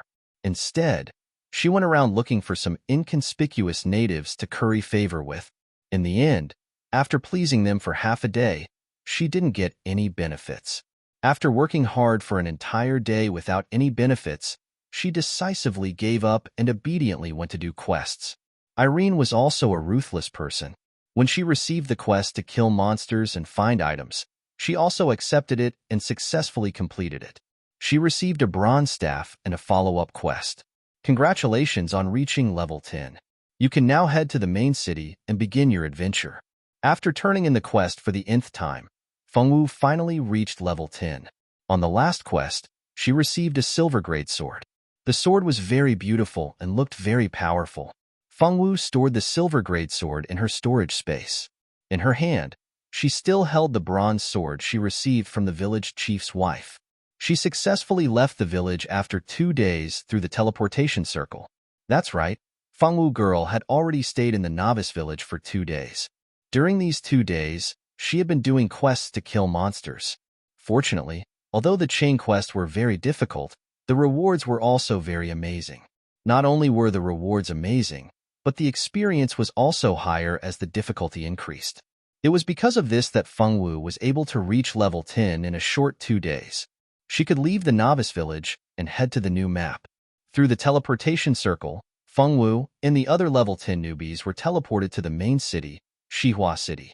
In the virtual world, there were 4 main cities: Donghua City, Nanhua City, Xihua City, and Beihua City. These 4 cities were equivalent to safe zones in the game. In these 4 cities, players could not attack anyone, or else they would be captured by the guards. During the teleportation, Fengwu didn't know which city to go to, so she randomly chose a city to teleport to. With a flash of white light, Fengwu realized that the place she was standing in had changed from an ordinary village to a bustling city. Come. Don't miss out on this opportunity. This is the Genius Alchemist's new creation, a top-tier recovery potion. It can instantly recover mana. Just 20 silver coins. Take a look. A defensive robe made by a famous master tailor in the Mirage. Only 20 gold per piece. I'll repeat myself 3 times. If you're interested, hurry up and make your move. Bronze-ranked items are on sale. A must-have for Smuff accounts. There's no need to worry about farming monsters. What are you waiting for if you don't get it now? Magical Beast Egg. Only 10 gold per piece. There's a limited supply. Hurry up and buy. Fengwu looked around curiously.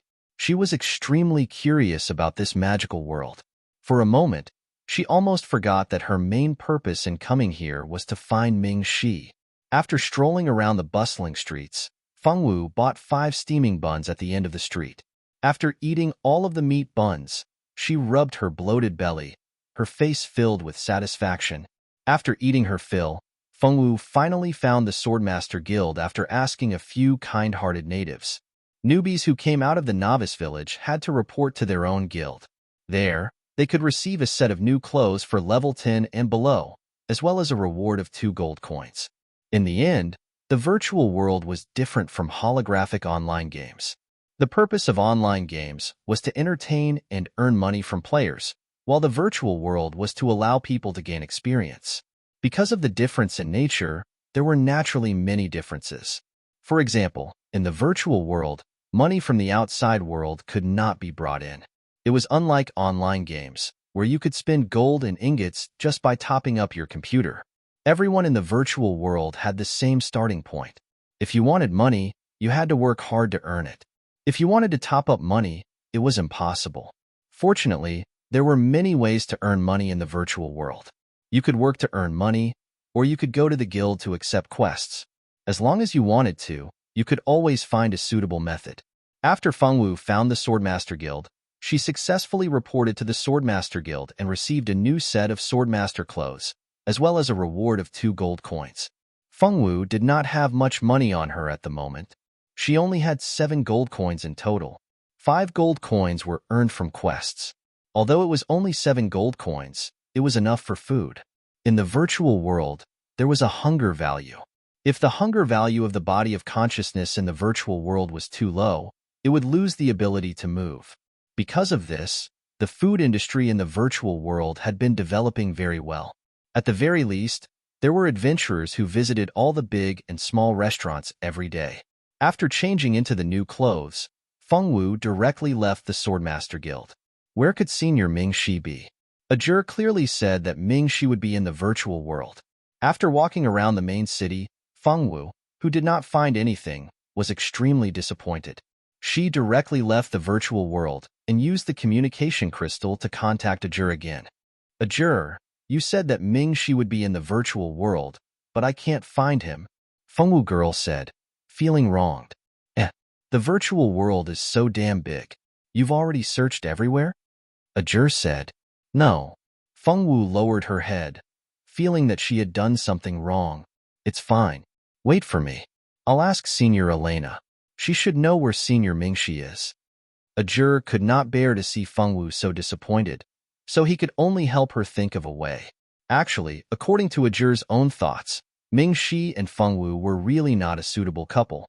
Mingxi's status was too high. Fengwu was very pure and cute, better than all the girls he knew. But so what?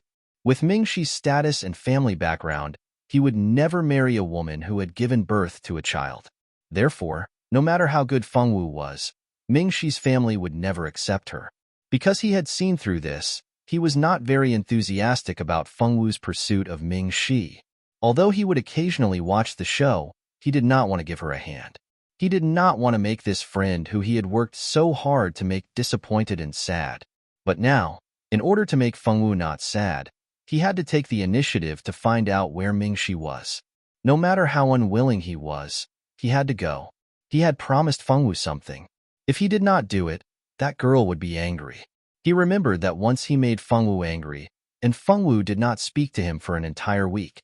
If he had not apologized and agreed to many unfair terms, perhaps Fengwu would have directly given him a cold shoulder for a year. You're tuning in to the Romance Rendezvous YouTube channel. We're so grateful for your support, and don't forget to subscribe to join us on this incredible journey through captivating stories. Your generosity through donations truly makes a world of difference, as it's the primary source of revenue that allows me to expand and enhance this channel for you. Thank you from the bottom of my heart for being a part of this adventure.